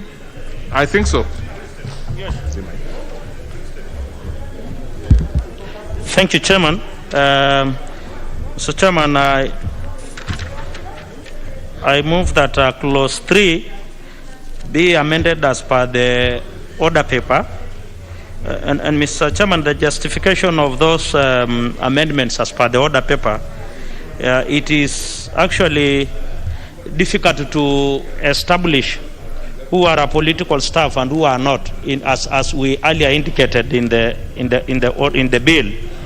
And so we are seeking to delete that and give a new definition. And also in clause 3, we are seeking to ensure that the service is guided by international law and customs of diplomatic practice in line with international best practices. So that's the justification why we are proposing that amendment.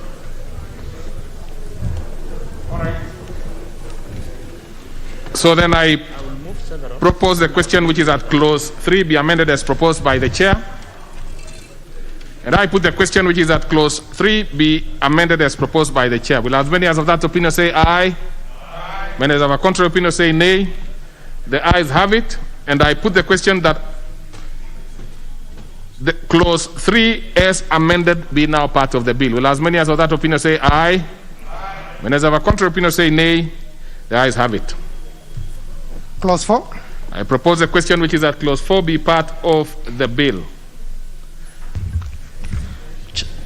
Chair, I move that the bill be amended and clause 4 be amended as per the order paper.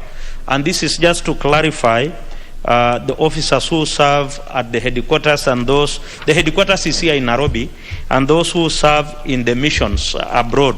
So that was the clarity we are making. And as well as to define the officers who are under the foreign service, from the ambassadors, the high commissioners, the special envoys. Okay. So that's the justification. So then I propose the question which is at clause 4 be amended as proposed by the Honorable Chair. I only see Honorable Sankok interested in this one. Yes, Honorable Sankok, you want this one? Yeah, of course I support. Okay. Go to the next so one. then I put the question which is at clause 4 as amended be part of the bill. Will as many as of that opinion say aye? Aye. Many as of a contrary opinion say nay? The ayes have it. And I put the question which is at clause 4 as amended be now part of the bill. Will as many as of that opinion say aye? Aye. And as of a contrary opinion say nay? The ayes have it. Clause 5. I propose a question which is at clause 5 be part of the bill. I'm sure you can now see the mood of the House. Many members seem to have read your proposed amendments, Honorable Chair. So yes, we could move faster. These amendments, Chair, they are fairly straightforward, as you said. Yeah. They are all mostly from the Ministry of Foreign Affairs and under practitioners in the Foreign Service. And so I move that clause 5 be amended as per the order paper, and this is just to summarize and simplify the functions of the Foreign Service and align them with the Constitution and other international treaties and also the Defense White Paper and more than diplomatic practice. Okay, so then I propose a question which is at clause 5 be amended as proposed by the Honorable Chair. I put the question which is at clause 5 be amended as proposed by the chair. Will as many as of that opinion say aye? Aye. Many as of a contrary opinion say nay? The ayes have it. I put the question which is at clause 5 as amended be part of the bill. Will as many as of that opinion say aye? Aye. Many as of a contrary opinion say nay? The ayes have it. Clause 6. I propose the question which is at clause 6 be part of the bill.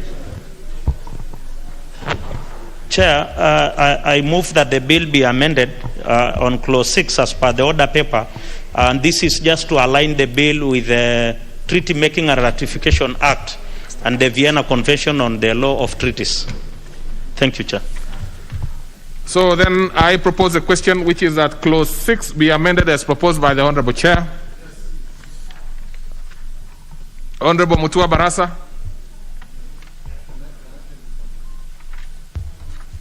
Yeah, Honorable Chair, I support, but some of these things are very, very straightforward. I'm wondering why the Chair is bringing them at this time, but because I know he's a man of integrity, I will support. Otherwise, I will have opposed for fear of other underlying issues which may not be of interest of this country.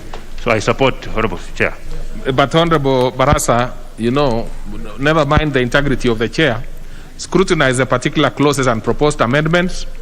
Feel free to oppose or oppose or support, or even propose some amendments. Of course, you are time barred, but you had the freedom to do that. So then yes, Honorable Kato, not Kato, Honorable Nominee 001. Yes, this one is a very important amendment, and it is very important for us to align the Constitution with international treaties that we are supposed to ratify. We were with Honorable Kato Olemetito and our Departmental Committee on Labor and Social Welfare. We intend to ratify the convention, the African Protocol on the rights of persons with disability and the rights of older persons. And I urge this House that when it comes, let us fast track, because it will not have any added burden to this country. So this one is very important so that we can fast track those protocols. Okay. So then I put the question. Oh, Honorable Koyo, on that particular one? Speaker, I believe this is a very important amendment, that the chairman should go slightly beyond what he has written, so that get to know exactly what some of us have not had the benefit of reading the amendments in full. So it should go beyond mentioning the African treaties or whatever. Why are you here if you did not read? No, now, the Honorable Koyo, I don't agree with you at all. I am convinced that the chair is actually giving the brief explanations that are required. Actually, on your part, you need to look at the order paper yourself, and then if you have an issue, you can raise it quickly. So I think the chair is moving on very well. So then I put the question, which is that clause 6 be amended as proposed by the Honorable Chair. Will as many as of that opinion say aye? Aye. Many as of our contrary opinion say nay? The ayes have it. And I put the question, which is that clause 6 as amended now be part of the bill. Will as many as of that opinion say aye? Aye. Many as of our contrary opinion say nay? The ayes have it. And the Honorable Nominee 001, you are completely out of order. Because what you are doing is that you are actually making a vote using your microphone. So it of course expands your decibels. So therefore you influence the ears of the... So I am not going to allow you to do that anymore. Next. Clause 7. I propose a question which is that clause 7 be now part of the bill. Chair, just for the benefit of members, as you have clearly put it, the amendments are in the order paper, but you see mostly nowadays we don't have the hard copy. So I'm just giving the justification why the amendment. Okay. So Chair, I move that clause 7 be amended as per the order paper, and this is about human resource in the Foreign Service. So we are just aligning it with the Public Service Commission, because you know all staff under the Foreign Service, they are under the Public Service Commission. So we are just aligning it so that there is some streamlining or consultation between the service and the public service. I beg to move. Very well. So then I propose a question which is at clause 7 be amended as proposed by the Honorable Chair. I put the question which is at clause 7 be amended as proposed by the Honorable Chair. Will as many as of that opinion say aye? Aye. Many as of a contrary opinion say nay? The ayes have it. And I put the question which is at clause 7 as amended be now part of the bill. Will as many as of that opinion say aye? Aye. Many as of a contrary opinion say nay? The ayes have it. Clause 8. I propose a question which is at clause 8 be part of the bill. And I put the question which is at clause 8 be part of the bill. Will as many as of that opinion say aye? Aye. Many as of a contrary opinion say nay? The ayes have it. Clause 9. Propose a question which is at clause 9 be part of the bill. Honorable Chair. Thank you, Chair. I move that the bill be amended on clause 9 as per the order paper, and this is to provide the office at the headquarters here with the legal advice and the handling compliance for matters that are important in guiding the ministry well. Very well. So then I propose a question which is at clause 9 be amended as proposed by the Honorable Chair. I put the question which is at clause 9 be amended as proposed by the Honorable Chair. Will as many as of that opinion say aye? Aye. Many as of a contrary opinion say nay? The ayes have it. And I put the question which is at clause 9 as amended be part of the bill. Will as many as of that opinion say aye? Many as of a contrary opinion say nay? The ayes have it.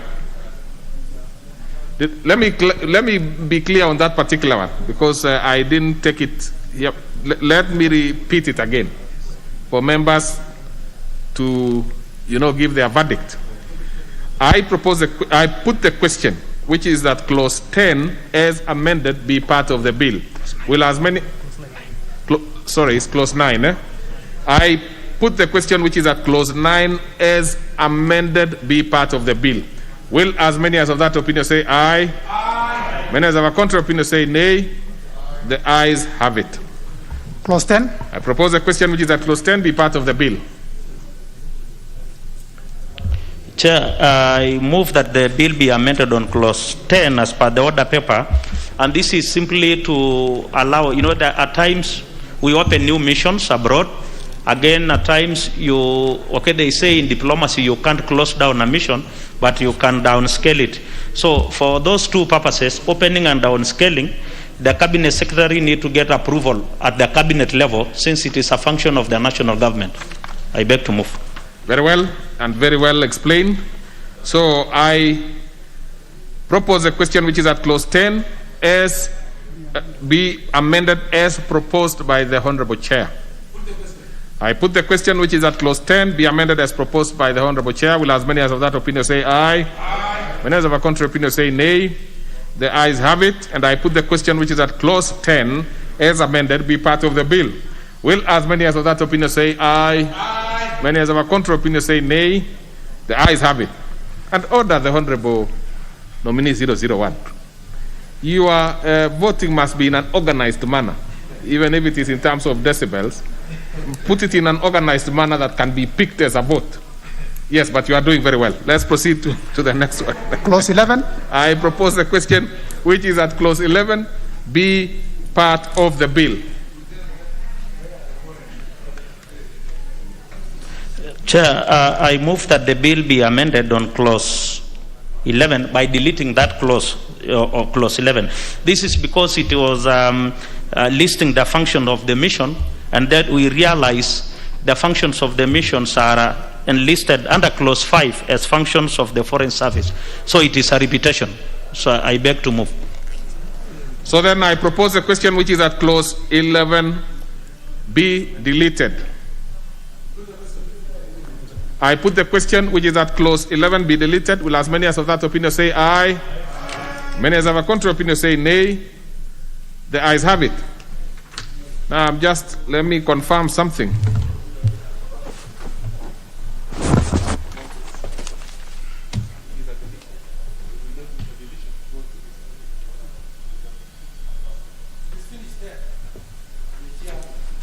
Order, Honorable Sankok. Keep your peace. Proceed. Part 4.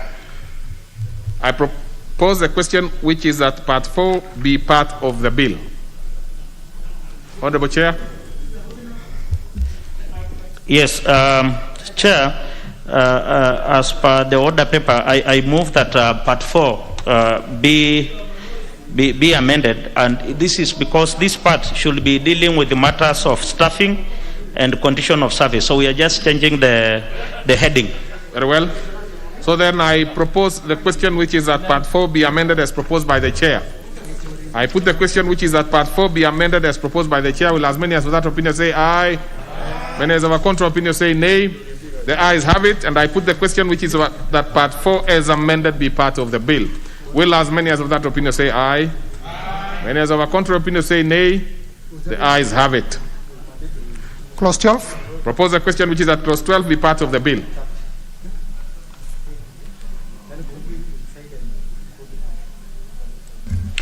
Chair, I move that the bill be amended in clause 12 and as per the order paper. And this is just to professionalize the foreign service, to ensure that candidates will be picked to serve under the service have the competency, the fitness, and the aptitude to serve in the foreign service. I beg to move. So then I propose a question, which is that clause 12 be amended as proposed by the Honorable Chair. I put the question, which is that clause 12 be amended as proposed by the Honorable Chair. Will as many as of that opinion say aye? Many as of a contrary opinion say nay? The ayes have it. I put the question, which is that clause 12 as amended be now part of the bill. Will as many as of that opinion say aye? Many as of a contrary opinion say nay? The ayes have it. Clause 13. propose a question which is at clause 13 be part of the bill. Chair, I move that the bill be amended by deleting clause 13 as per the order paper. And the reason why we are deleting this clause is it deals with allowances of those who serve in the foreign service. And we realize that this is a constitutional mandate of the SRC, Salaries and Remuneration Commission. So no need to give it to this bill.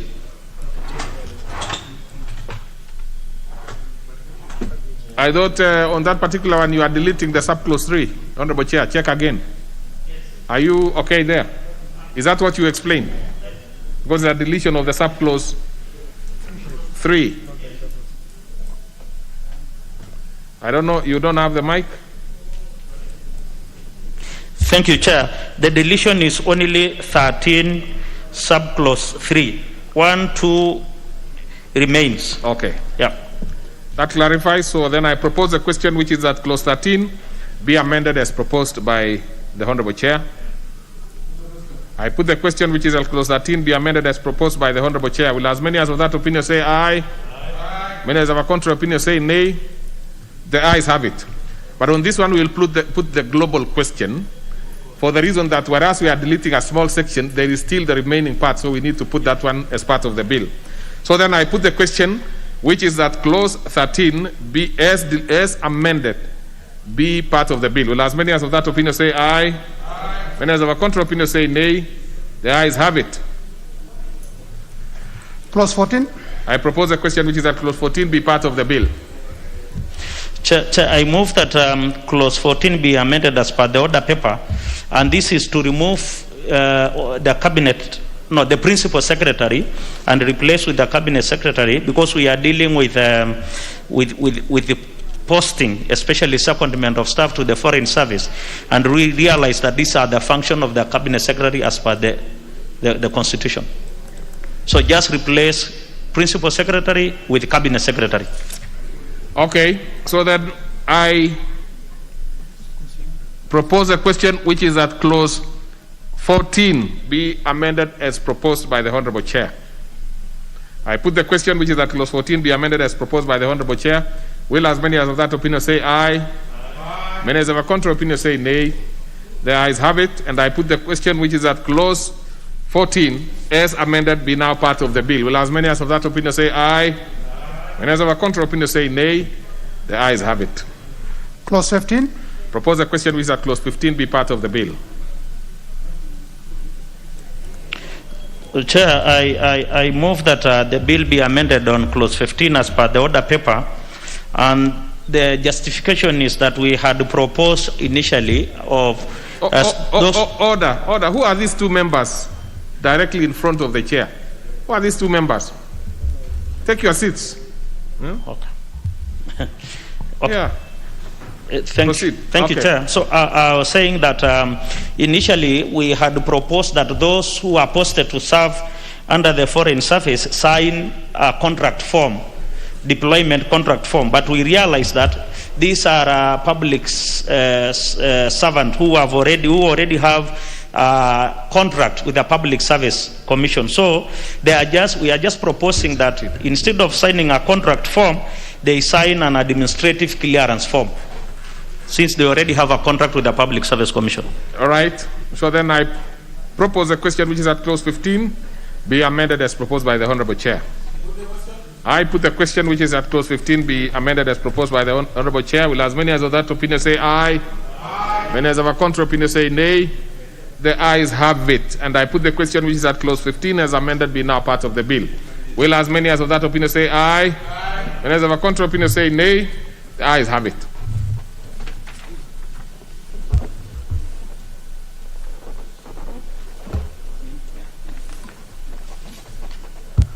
Clause 16.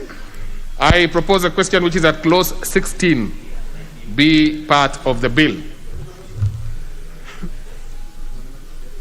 Now,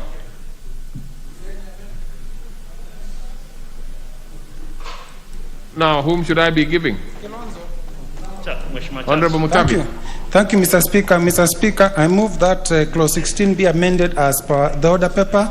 Mr. Speaker, this amendment seeks to provide for the Cabinet Secretary at a policy level to ensure officers receive relevant diplomatic training, and again, it also seeks to provide for training for at the academic institution which is established under the Act, Mr. Speaker. Very well. So then I propose a question, which is that clause 16 be amended as proposed by the Honorable Mutavi Kilonzo. I put the question, which is that clause 16 be amended as proposed by the Honorable Kilonzo. Will as many as of that opinion say aye? Aye. Many as of a contrary opinion say nay? The ayes have it. And I put the question, which is that clause 16 as amended be now part of the bill. Will as many as of that opinion say aye? Aye. Many as of a contrary opinion say nay? The ayes have it. Clause 17. Actually, the Honorable Sankoki is proving to be very useful. Now, I propose a question, which is that clause 17 be part of the bill. Mr. Speaker, I move that clause 17 be amended as per the order paper. Just a minute. Sorry, just a minute, Honorable Kilonzo. I'm working on something here. And by the way, please maintain your mic on, because you'll be moving those amendments, and be silent after you have spoken to it so that we can proceed faster. Let me confirm something.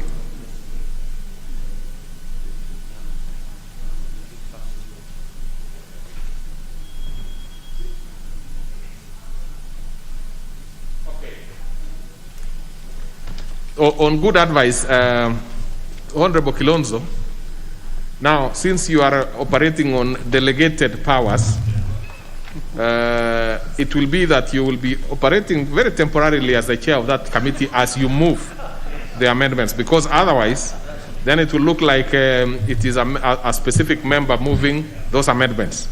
I just noticed that you are not doing it on your own. These are committee amendments, and therefore it's the chair who is supposed to move. In absence of the chair, any other member who has been delegated powers to will act like the chair for that opportunity.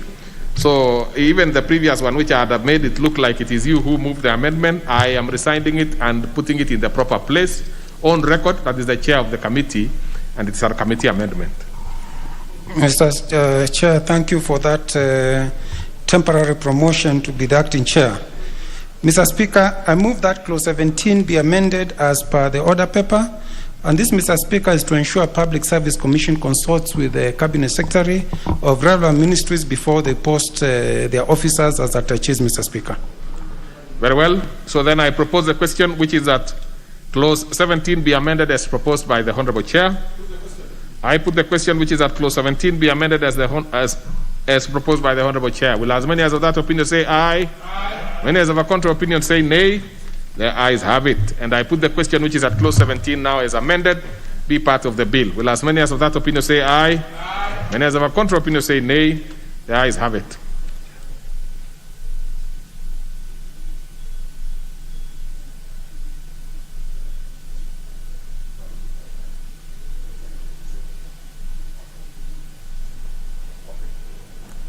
All right. Now, clause 18. I propose a question, which is that clause 18 be part of the bill.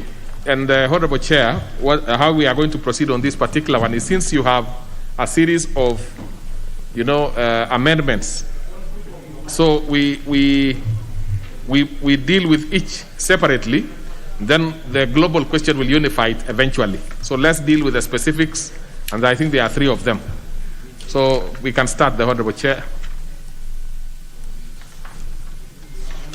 Thank you, Mr. Speaker. Mr. Chair, I move that clause 18 be amended as per the order paper. Mr. Speaker, these clauses basically deal with the issues of the terms of employment and recruitment details, which are best left to the regulations which set on the terms of employment for staff.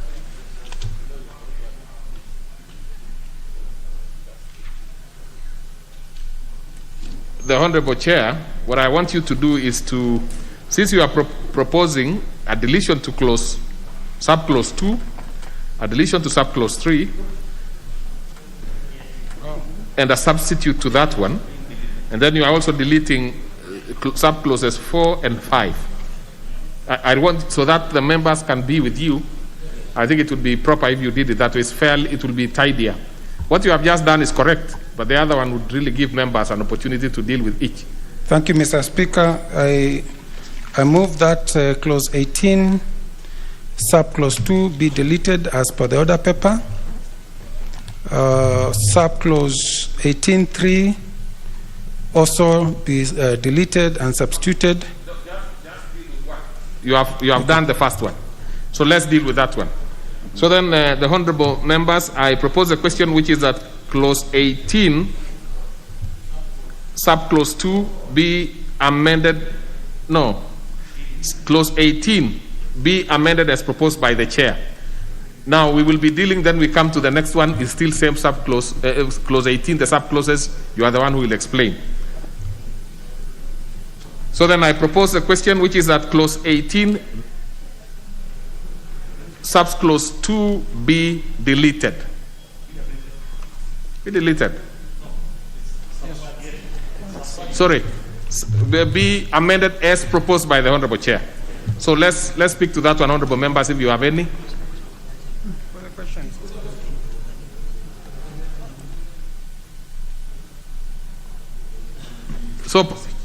So then I put the question, which is that clause 18, subclause 2 be amended as proposed by the honorable chair. Will as many as of that opinion say aye? Aye. Many as of a contrary opinion say nay?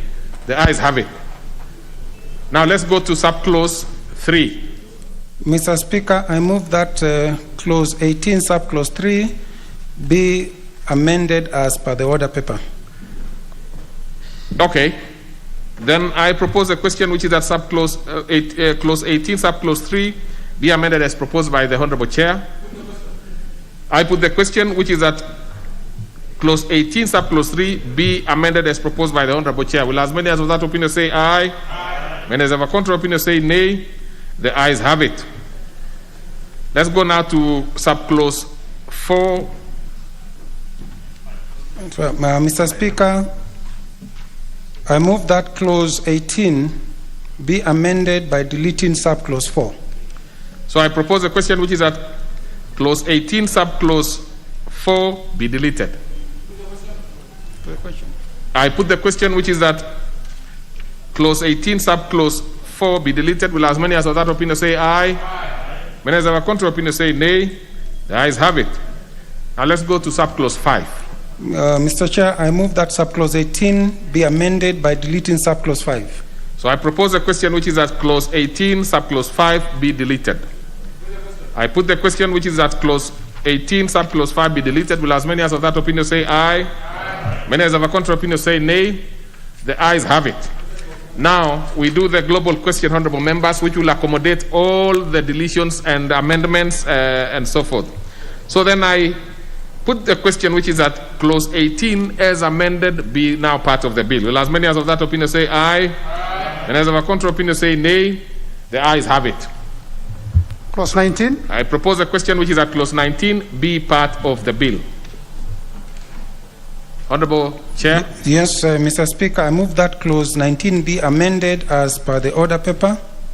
Mr. Speaker, one is by renumbering the existing provisions in subclause 1 and then inserting the new clauses as provided for in the order paper. Mr. Speaker, this is to ensure that the privileges and immunities only facilitate the execution of the roles of officers who are posted in the diplomatic missions and not allow abuse, Mr. Speaker, as we saw somewhere in South Africa when members of a friendly state entered into selling alcohol, Mr. Speaker.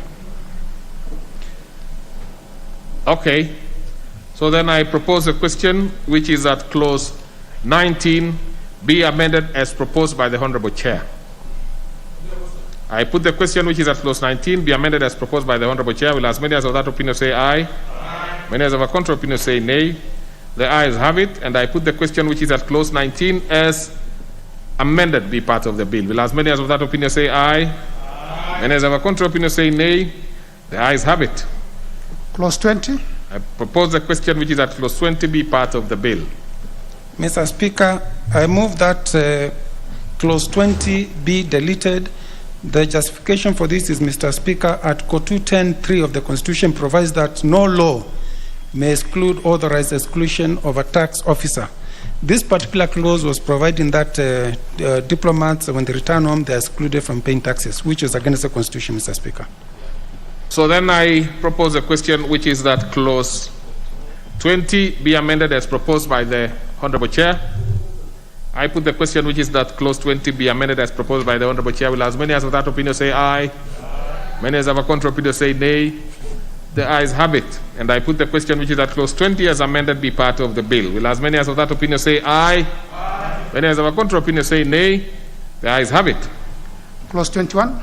I propose a question, which is that clause 21 be part of the bill. Mr. Speaker, I move that clause 21 be amended as per the order paper. The justification, Mr. Speaker, is for clarity purposes and to leave the prescription of the code of conduct from details of the law.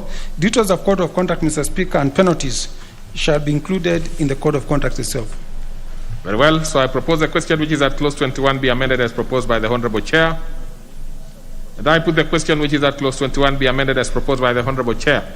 Will as many as of that opinion say aye? Aye. Many as of a contrary opinion say nay? The ayes have it. I put the question, which is at clause 21 as amended be now part of the bill. Will as many as of that opinion say aye? Aye. Many as of a contrary opinion say nay? The ayes have it. Clause 22. I propose a question, which is at clause 22 be part of the bill.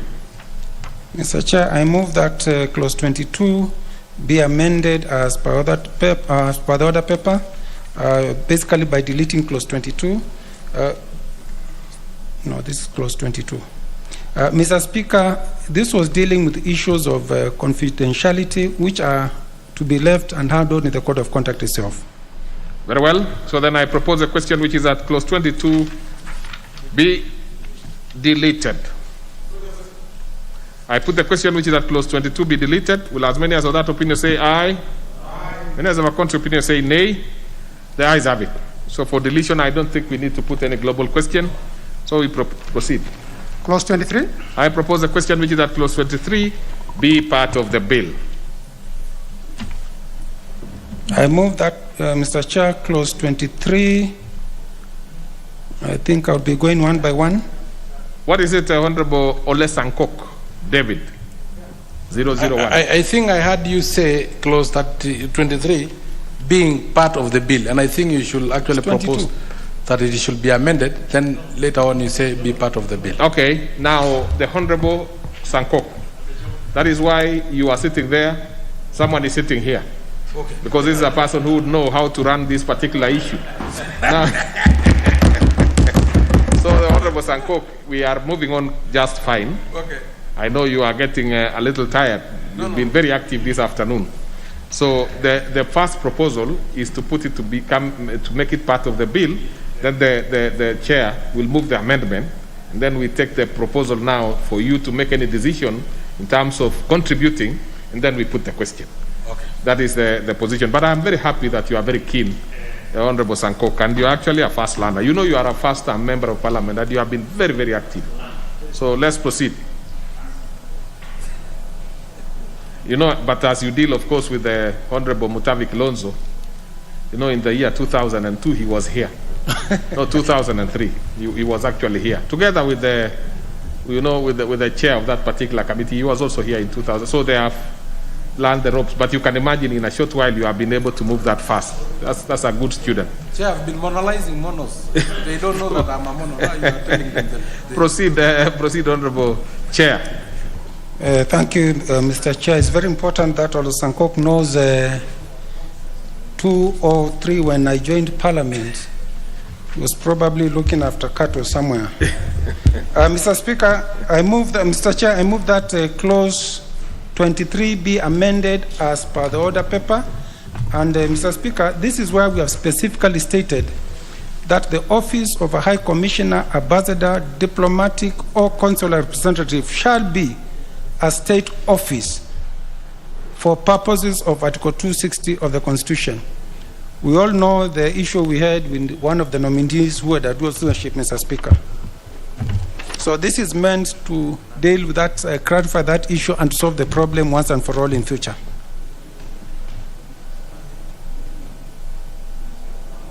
Okay, so honorable members, I propose a question which is at clause 23 be amended as proposed by the honorable chair. I put the question which is at clause 23 be amended as proposed by the honorable chair. Will as many as of that opinion say aye? Aye. Many as of a contrary opinion say nay? The ayes have it. Then now the honorable chair, we want us to proceed to have the proposal of this new clause 23.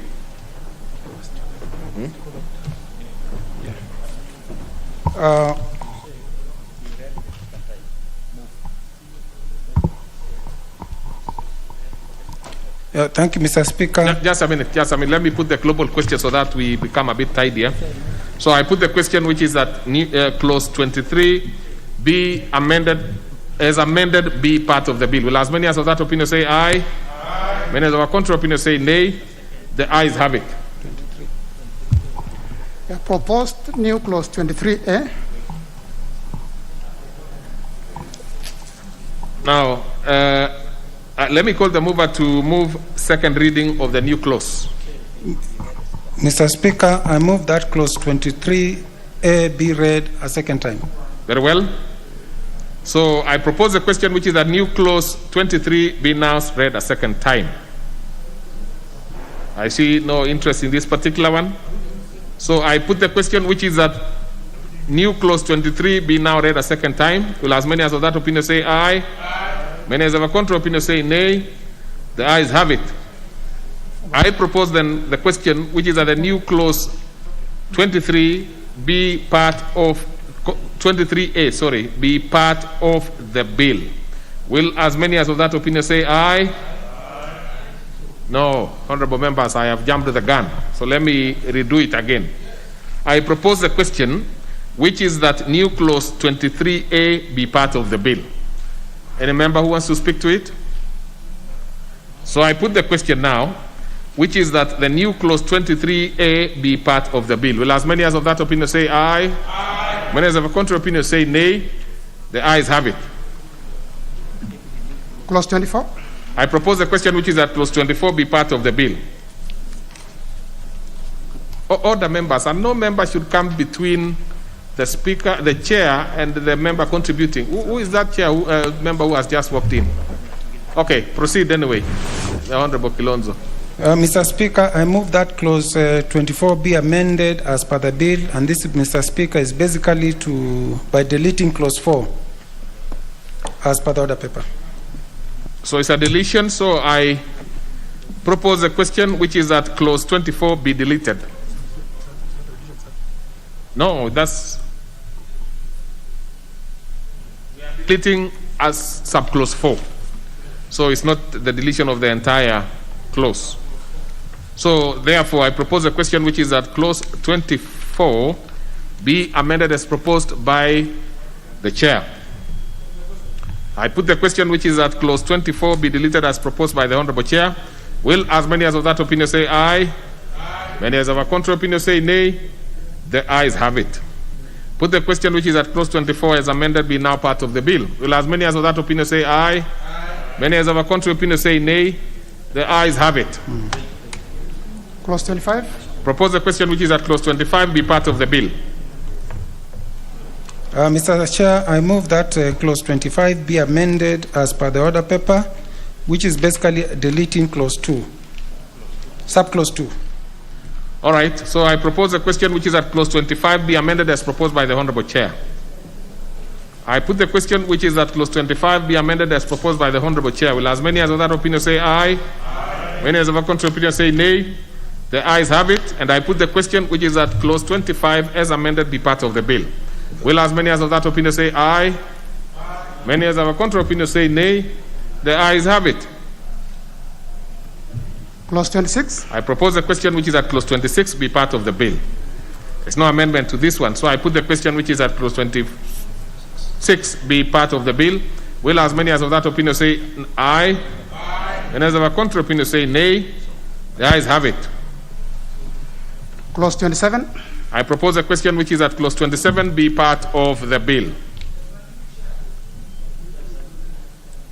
I think the chair of that particular committee is using what we call division of labor. Yes. Which is actually a good thing. Which is a good thing. Thank you, Honorable Chair. I beg to move that clause 27, we delete subclause 3. Order. Now, who is this again? Order, honorable members. Order. Take your seat if there is any there. Very good. Now proceed to the Honorable Russell. Thank you very much, Honorable Chair. Honorable Chair, I beg to move that clause 27, we delete subclause 3. This is just to clarify the reporting channels where there is no head of mission within a country. Okay, so then I propose a question which is that clause 27 be amended as proposed by the chair. And I put the question which is that clause 27 be amended as proposed by the chair. Will as many as of that opinion say aye? Many as of a contrary opinion say nay? The ayes have it. And I put the question which is that clause 27 as amended be now part of the bill. Will as many as of that opinion say aye? Many as of a contrary opinion say nay? The ayes have it. Part 6. I propose a question which is that part 6 be part of the bill. Be deleted, sorry. Honorable Chair, I beg to move that part 6 of the bill be deleted because this has already been included previously in the part of ambassadors, high commissioners, diplomatic and consular representative in part 2 of the bill. Very well. So then I propose a question which is at part 4, part 6 be deleted. I put the question which is at part 6 be deleted. Will as many as of that opinion say aye? Aye. And as of a contrary opinion say nay? The ayes have it. Clause 28. I propose a question which is at clause 28 be part of the bill. Does not have an amendment, so I put the question which is that clause 28 be part of the bill. Will as many as of that opinion say aye? Aye. Many as of a contrary opinion say nay? The ayes have it. Clause 29. I propose a question which is at clause 29 be part of the bill. Honorable Chair, I beg to move that in clause 29 we delete subclause 2 and 3. This is basically what had been proposed. Is both prescriptive and restrictive. This is to make the bill flow without any overt prescription. Very well. So then I propose a question which is at clause 29 be amended as proposed by the Honorable Chair. I put the question which is at clause 29 be amended as proposed by the Honorable Chair. Will as many as of that opinion say aye? Aye. Many as of a contrary opinion say nay? The ayes have it. I put the question which is at clause 29 as amended be now part of the bill. Will as many as of that opinion say aye? Aye. Many as of a contrary opinion say nay? The ayes have it. Clause 30. I propose the question which is at clause 30 be part of the bill. Sorry, it's a deletion. So I propose the question which is at clause 30 be deleted. Honorable Chair, I beg to move that clause 30 be deleted. This is basically to clean up the bill for the logical flow of the bill throughout. Very well. So therefore, I propose a question which is at clause 30 be deleted. Will as many as of that opinion say aye? Aye. Many as of a contrary opinion say nay? The ayes have it. Clause 31. I propose a question which is at clause 31 be part of the bill. And I put the question which is at clause 31 be part of the bill. Will as many as of that opinion say aye? Aye. And as of a contrary opinion say nay? The ayes have it. Clause 32. I propose a question which is at clause 32 be part of the bill. Honorable Chair, I beg to move that we delete clause 32 and substitute accordingly with the following text as per the order paper. The purpose or the reason for this amendment is informed by functions of other foreign service academies and also represent international best practice. Very well. So then I propose the question which is that clause 32 be amended as proposed by the Honorable Chair. The Honorable Sankok. Of all the amendments that we have done, Honorable Chair, I really support this one because the head of missions and the ambassadors are our face outside there, training them, because this basically deal with training and ensuring that they can form linkages and collaboration with other countries. Now that we are gearing towards having foreign exchange from immigrant workers, Kenyans working abroad, and we have had problems with those working in Saudi Arabia, I think training our ambassadors and head of missions will be very important. So this one is a very important amendment. Thank you, I support. Very well. So then therefore, I propose a question which is that clause 32 be amended as proposed by the Honorable Chair. Will as many as of that opinion say aye? Aye. Many as of a contrary opinion say nay? The ayes have it. And I put the question which is that clause 32 as amended be part of the bill. Will as many as of that opinion say aye? Aye. Many as of a contrary opinion say nay? The ayes have it. Clause 33. I propose a question which is that clause 33 be part of the bill. Thank you, Honorable Chair. I beg to move that clause 33, delete paragraph D.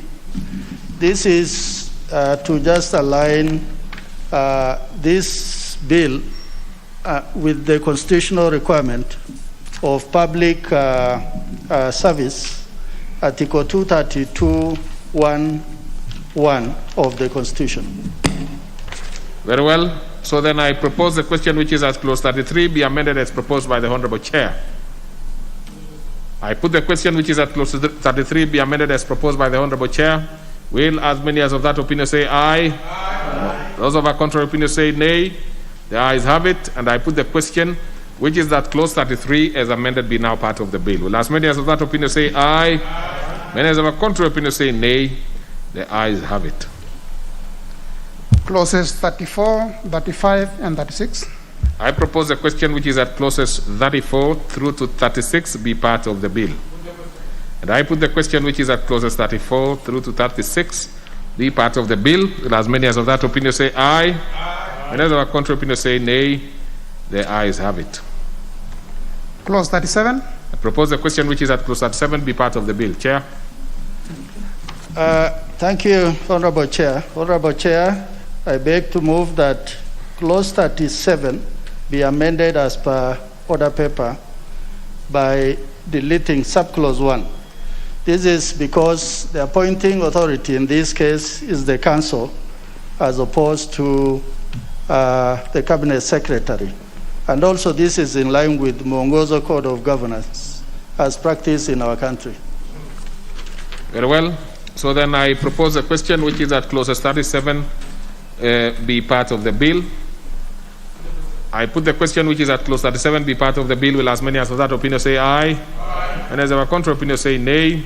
The ayes have it. And I put the question which is at the clause 37 as amended be now part of the bill. Will as many as of that opinion say aye? Aye. Many as of a contrary opinion say nay? The ayes have it. Clause 38. Propose the question which is at clause 38 be part of the bill. Thank you, Honorable Chair.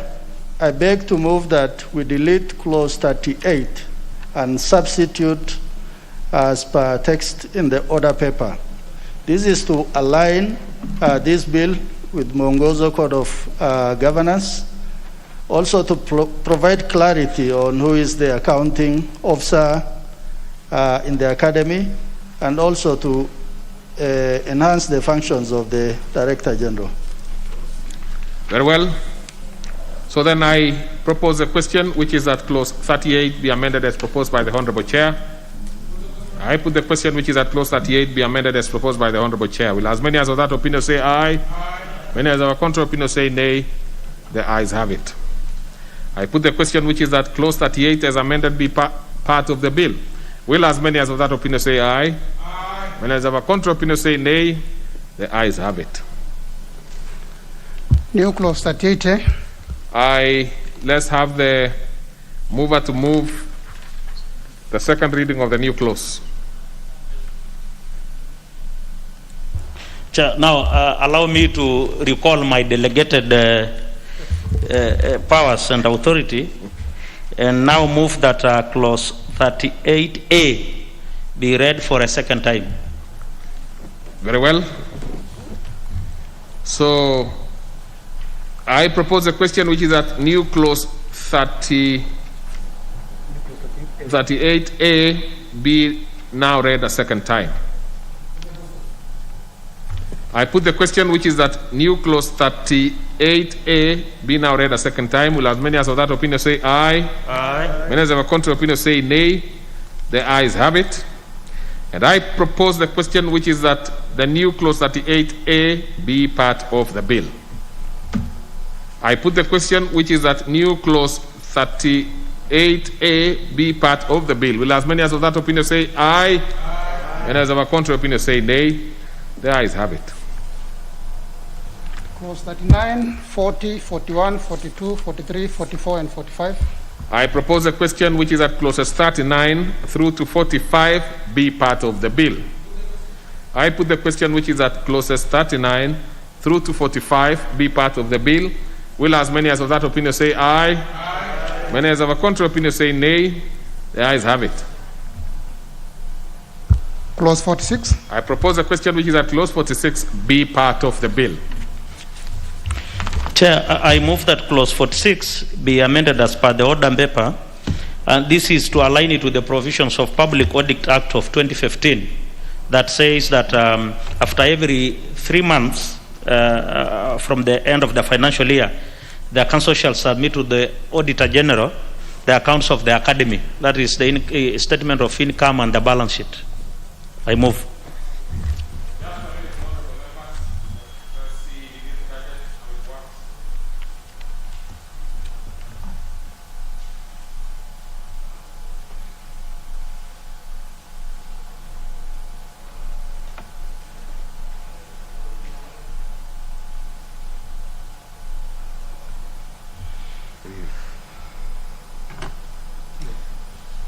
So, honorable members, now we are back.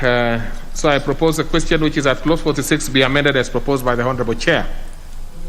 I put the question which is that clause 46 be amended as proposed by the honorable chair. Will as many as of that opinion say aye? Aye. Many as of a contrary opinion say nay? The ayes have it. And I put the question which is that clause 46 as amended be now part of the bill. Will as many as of that opinion say aye? Aye. Many as of a contrary opinion say nay? The ayes have it. Part 9. I propose a question which is that part 9 be part of the bill. Chair, I move that part 9, which is the title, be amended as per the order paper. That is just the insertion of the words, the provisions immediately after the miscellaneous, the word miscellaneous, to complete the title. I want to confirm the part 9 as the title. Just a minute. Is that the position?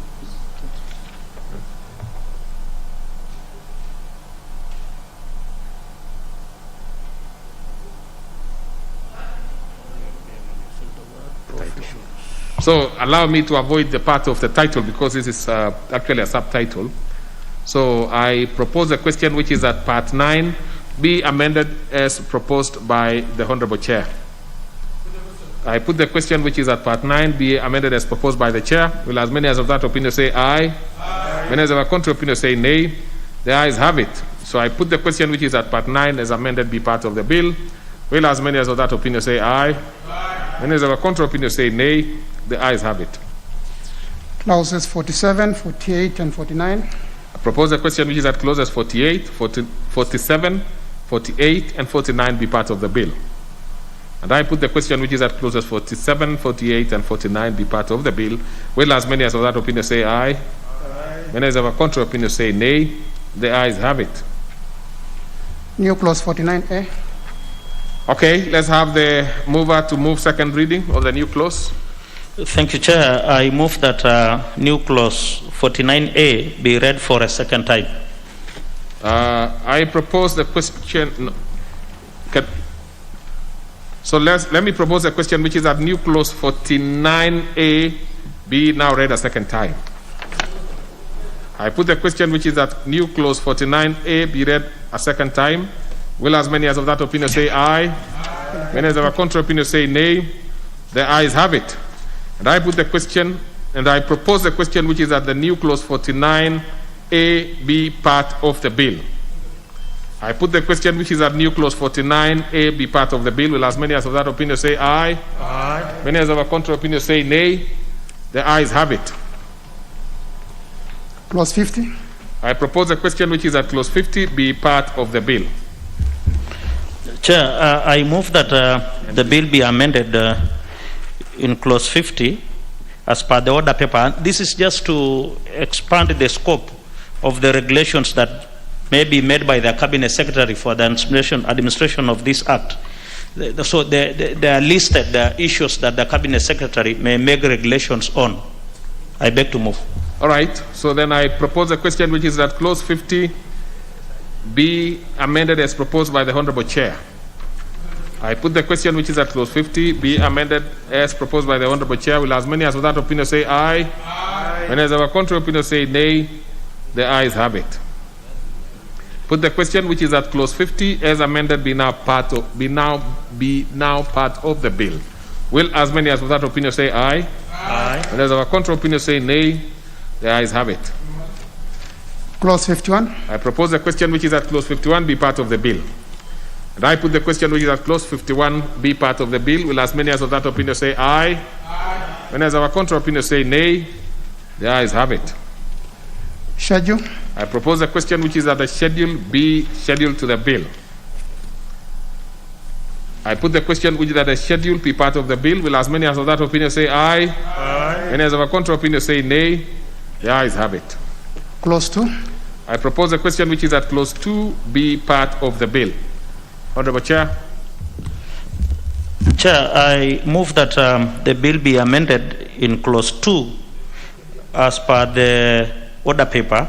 And this is about the interpretation, so it's more of the definition of several terms used in the bill, like attaché, the dependent child, among others. And they are all to conform with the existing laws. Then I propose a question which is that clause 2 be part of the bill. I put the question which is that clause 2 be part of the bill. Will as many as of that opinion say aye? Aye. And as of a contrary opinion say nay? The ayes have it. And I put the question which is that clause 2 as amended be now part of the bill. Will as many as of that opinion say aye? Aye. Many as of a contrary opinion say nay? The ayes have it. Clause 1. I propose a question which is that clause 1 be part of the bill. I put the question which is that clause 1 be part of the bill. Will as many as of that opinion say aye? Aye. Many as of a contrary opinion say nay? The ayes have it. Title. I propose the question which is that the title be the title to the bill. And I put the question which is that the title be the title to the bill. Will as many as of that opinion say aye? Aye. And as of a contrary opinion say nay? The ayes have it. And congratulations, members, honorable members. We have come to the end of that particular bill. So we now give me that. Go to report. Just allow me something, a minute.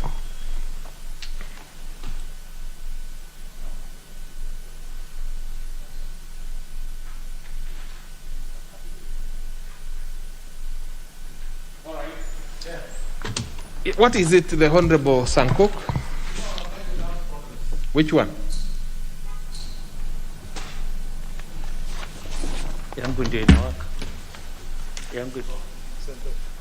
Which gadget, Honorable Sankok? Our gadget only went up to clause 50. So, Chair, sometimes it is good for us. I've been following keenly. I know. But it only went to 50. Whatever you said after 50 was, I was not following. Yeah, probably your gadget is faulty. Mine is not. No, no. I'm trying to see which gadget are we talking about now? No. Well, I'm told I should use the phone, but this gadget. Okay. This one, these machines. Is it called a laptop? At least you or iPad? Sorry. Lollipop. Sorry. You actually are, I think what you have done, you are using the order paper. Oh, and yes. the order paper takes you up to 50 because that is the only clause, the last clause that has amendment. The rest are Then there are a few others which are behind. We do not have amendments, so therefore you don't need to put it in the order paper. The only areas that we put in the order paper are those ones with amendments. Thank you. Well guided. So the last three do not have any amendments, but quite a good observation, obviously. Thank you. Because it's good when you notice that some members are following very keenly. Yes. So then we can proceed. We now, honorable members, I want to call the mover to move reporting. Thank you, Chair. Chair, I beg to move that the committee do report to the House its consideration of the Foreign Service Bill, National Assembly Bill number 8 of 2021, and its approval thereof with amendments. Very well. So then I put the question, which is that the committee do report to the House its consideration of the Foreign Service Bill, National Assembly Bill number 8 of 2021, and its approval thereof with amendments. Will as many as of that opinion say aye? Aye. Any as of a contrary opinion say nay? The ayes have it. Thank you.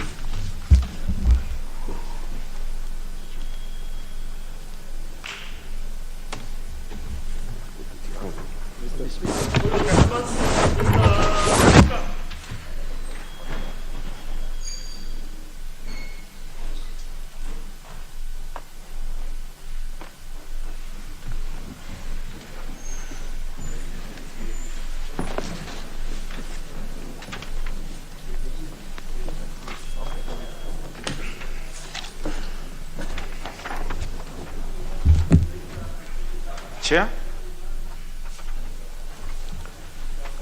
I thank you, Honorable Speaker. Honorable Speaker, I beg to report that the Committee of the Whole House has considered the Foreign Service Bill, National Assembly Bill number 8 of 2021, and approved the same with amendments. Mover.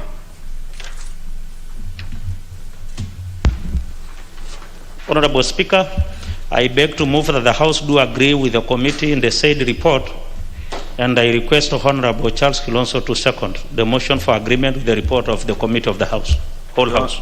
The Honorable Kilonso.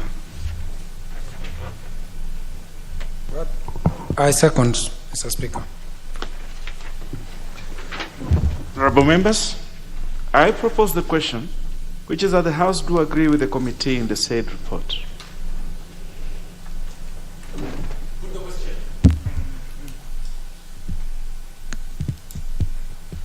Honorable members, I direct that the question will be put at such other time that the matter will be set down for consideration. I direct that we move to the next business.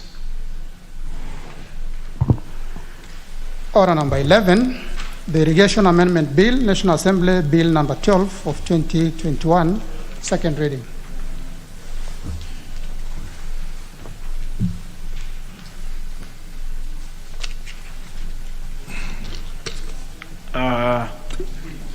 Leader of Majority. Thank you, Honorable Speaker. Honorable Speaker, I beg to move that the Irrigation Amendment Bill, National Assembly Bill number 12 of 2021, be now read a second time. Honorable Speaker, this is a critical bill that seeks to update and streamline some provisions of our Irrigation Act of 2019, which, the Speaker, you recall, was to make provisions for the development, management, and regulation of irrigation as part of supporting sustainable food security and socio-economic development. And Honorable Speaker, the House will recall that His Excellency the President has undertaken some specific pillars that are critical to ensuring development of this country, as well as protecting people at the lower ends of the pyramid, the very vulnerable groups, by ensuring that people have sufficient food. Just this afternoon, members will recall that we just passed the NHIF bill, which anchors the health bit of human, the human beings. So you want a healthy nation, but you also want the people to have enough food, adequate food, as part of the realization of the Article 43 rights that people should have adequate food. And to get adequate food, you then need to have adequate food production. And, Honorable Speaker, we know that 80% of the land mass of this country is either arid or semi-arid. And hence, for people living in these areas, if we are not going to change the way agriculture takes place by introducing irrigation methods, then we are going to have 80% of the land mass of this country unusable, and hence people who depend, which affects food productivity, food production, and hence our food security. As a country, we have over-depended on rain-fed agriculture, and this is perhaps one of the problems why we, still, every time there's a small drought, we are running all over the world, announcing to the world that we are food scarce. I think it's just the other day we had a motion, about a week ago or 2 weeks, we had a motion here to discuss the disaster that will come because the rains are failing. Yet, with proper irrigation, we've seen countries in the deserts even having, becoming food, having surplus food.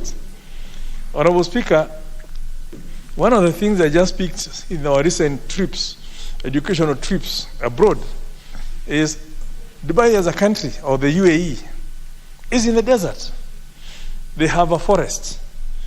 But beyond that, they are now creating and starting rice plantations to supply the world with rice grown in the desert. Now, for them to even grow that, they have to import soil. We have the soil. All we don't have is the proper irrigation methods and mechanism, and this bill is trying to streamline the sector so that we can do better in terms of our irrigation.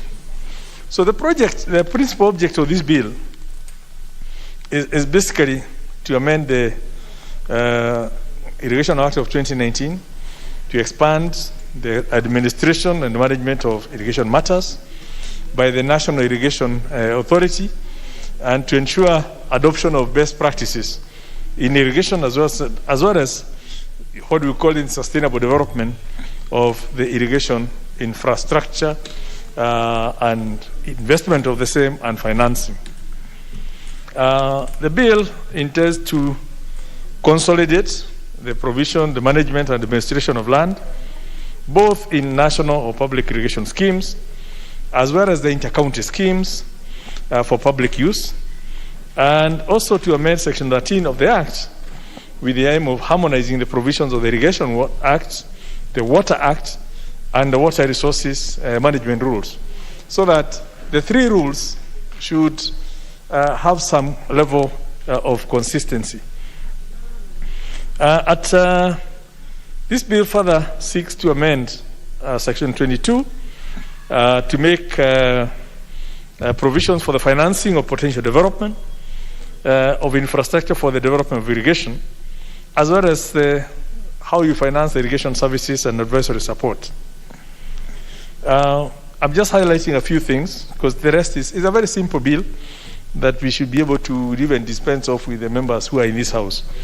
At Section 34 of the Act, again, the amendment seeks to empower the Cabinet Secretary to make some regulations, to make regulation to provide for basically the objects of the bill, which is development of irrigation,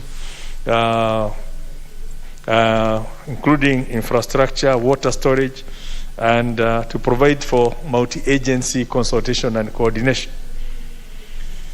Honorable Speaker, to streamline the management of the National Irrigation Authority, the bill also empowers the Cabinet Secretary to, with justification, remove a member of the board if the member conducts himself or herself in a manner that is undesirable as a director, or carries themselves in a way that puts the organization into disrepute. Again, the standard provisions that we have within the Leadership and Integrity Act, within the Constitution. So anyone who flouts the provisions of Chapter 6 of the Constitution, there will be now that provision, so long as they are members of the management of the National Irrigation Authority, for action to be taken. Again, this is for emphasis on matter, because we know it's already in the Constitution, but because people seem to forget the Constitution and look at the law that pertains to them, there's no harm in repeating some of these things for abundance of caution, as you say in your profession. I also note within the committee, and I'm sure the chair or vice chair of the committee will be taking us through, I've seen the work they've done, and I want to thank them for really having gone through this and having tabled a report earlier this month, especially knowing that this bill only came to the House not too long ago. But the committee took it upon themselves to look at it, and they are also making some suggestions on some amendments which I've looked through, and I'm in concurrence because I believe they are all intended to make the bill better. They are the ones who carried out the public participation and have introduced some of those things that are required to ensure that the intention of the bill, which is noble, is again to support what we all need in this country, which is to ensure that with or without rain, come rain, come shine, we shall have food in this country. This country has 582,000 square kilometers. There's absolutely no reason why we should be looking for food from outside the country just because we rely on only 20% of that land. Less than 100,000 square kilometers is what we use for agriculture. And the rest is left to, to God. If there's rain, let's have something. If there's no rain, then we are all struggling to look for food from other places. Yet we know that we have water, we can harness the water. Our rivers are flowing into the ocean. We have so much underground water. And just by harnessing all that water resource and converting it, we can be able to provide food. Honorable Speaker, if you recall, if you traveled from Nairobi going towards Nakuru, all that area from, Maimahiu, all the way to Nakuru, used to be dry land. When you go through there today, you will see it's all green. When you look at Naivasha, most of the horticultural products that are being consumed in Europe is all coming from Naivasha, courtesy of irrigation. Yet the whole of that area had been abandoned as rangeland. So if you go to Kieni and all those areas where the weather is so good, but the only difference is the water resource that's required to apply to the soil, which is so fertile, and obviously with modern technology, even the soil fertility can be sorted out. But you're able now to get food from those dry lands. If you look at Ukambani, if you look at Taita, those areas, we are now getting good produce from those dry land. So it's just a matter of refocusing as a nation in terms of what we want to do to ensure that the 45 million Kenyans who are currently living in Kenya and who are expected to grow perhaps to 70 in the next 20 years, that exponential growth of people, or those people, will find that we have put in place structures and systems to ensure they have enough food, not just for themselves, but for export. Because people will continue having food. And one of the things COVID has shown us is that it doesn't matter whether you're isolated. It does not matter what happens. Human beings will need to eat. So the future is dependent heavily on people who are able to provide food for themselves and for export. Because food will always be required. Technology will always be required. People will need to live in a house. So there are some things that even our youth should not be looking at. Because I see most of them finishing university. And all they're looking at is looking for white-collar jobs. Instead of now looking at how can I get into food production, efficient food production and processing, and making a business out of it, because people will always eat. And in most of the other countries, that's what is sustaining those economies, food production. And I think for us at this point, if we can create the systems that are required to support irrigation, we would have gone one step in ensuring that this country can produce food for itself and for the neighborhood and for the commercial markets from the arid and semi-arid areas that the good Lord did bestow on this country. But we have beautiful weather, constant temperatures between day and night, which is good for food production. We don't have severe winters, we don't have severe summers.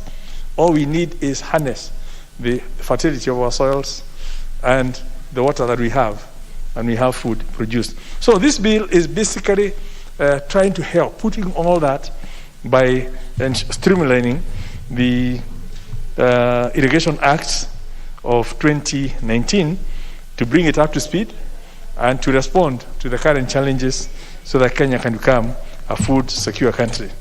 With those remarks, Honorable Speaker, I beg to move and ask the Honorable Chachunganya, as Vice Chair of the committee that has all these bigger mandates on water, environment, and natural resources, to second. The member for North Horr, the Honorable Chachu. Thank you, the Leader Majority. Honorable Speaker, I beg to support the Irrigation Amendment Bill 2021. Mr. Speaker, I beg to support and second. Mr. Speaker, the Irrigation Act was assented to in the year 2019 to repeal the archaic Irrigation Act Cap 247 laws of Kenya. As with other sectors, the irrigation sector was highly affected after 2010 Constitution was promulgated. As a result, a number of legislations had to be aligned with the new Constitution, in particular to conform and embrace devolution. Mr. Speaker, the Act of 2019 was meant to streamline the development, management, and regulation of irrigation and to support sustainable food security and socio-economic development in Kenya. Mr. Speaker, the Act outlines the respective roles of national and county government in facilitating the irrigation sector in our country. Honorable Speaker, the Act also embraced a multi-sectoral and participatory approach to irrigation development and management, and fully recognized private sector involvement as well as other non-state actors in irrigation development and management for improved sustainability.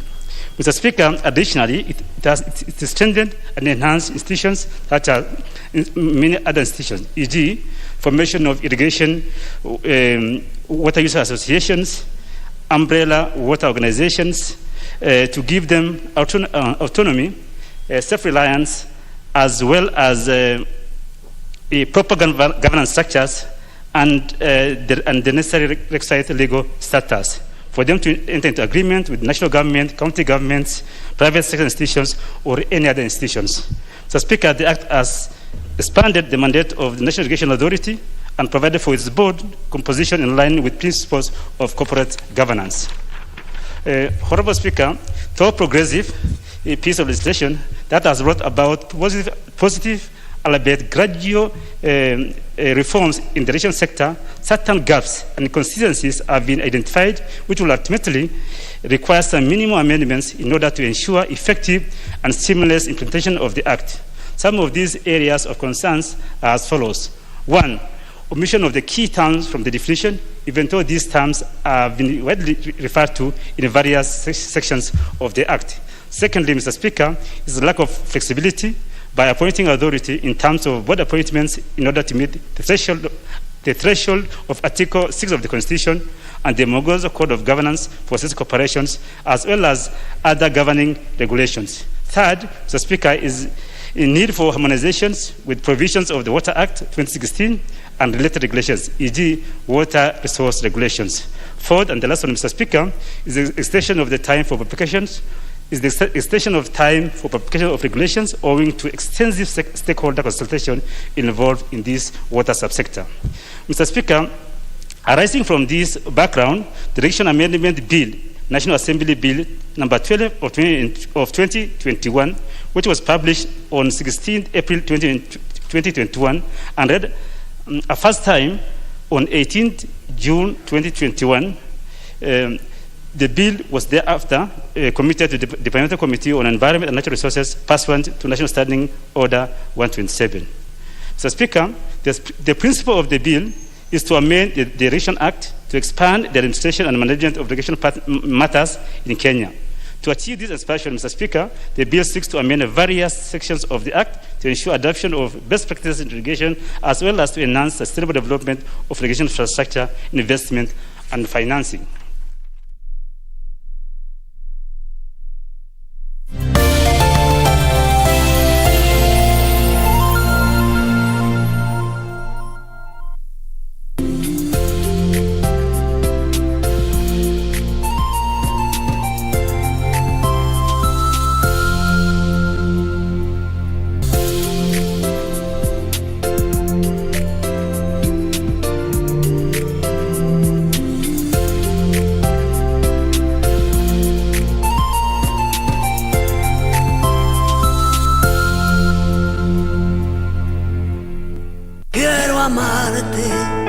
De una forma diferente, de otro modo, nunca. Who could have thought that your love for Amaya would become your weakness? You see, Jorge and I discovered in the video that Cesar just left 5 minutes after Max left Nescafe to go to Horacio's apartment. Now that I am the president of the company, I will occupy my father's office. Even if they haven't made Mr. Mauro's death official yet? Daddy, you have no idea how afraid we were not to find you alive, but we never lost hope all this time. To be honest, I must confess that I did. I am Florencio Martinez's son, who all believed was dead. Apareciste cuando de una forma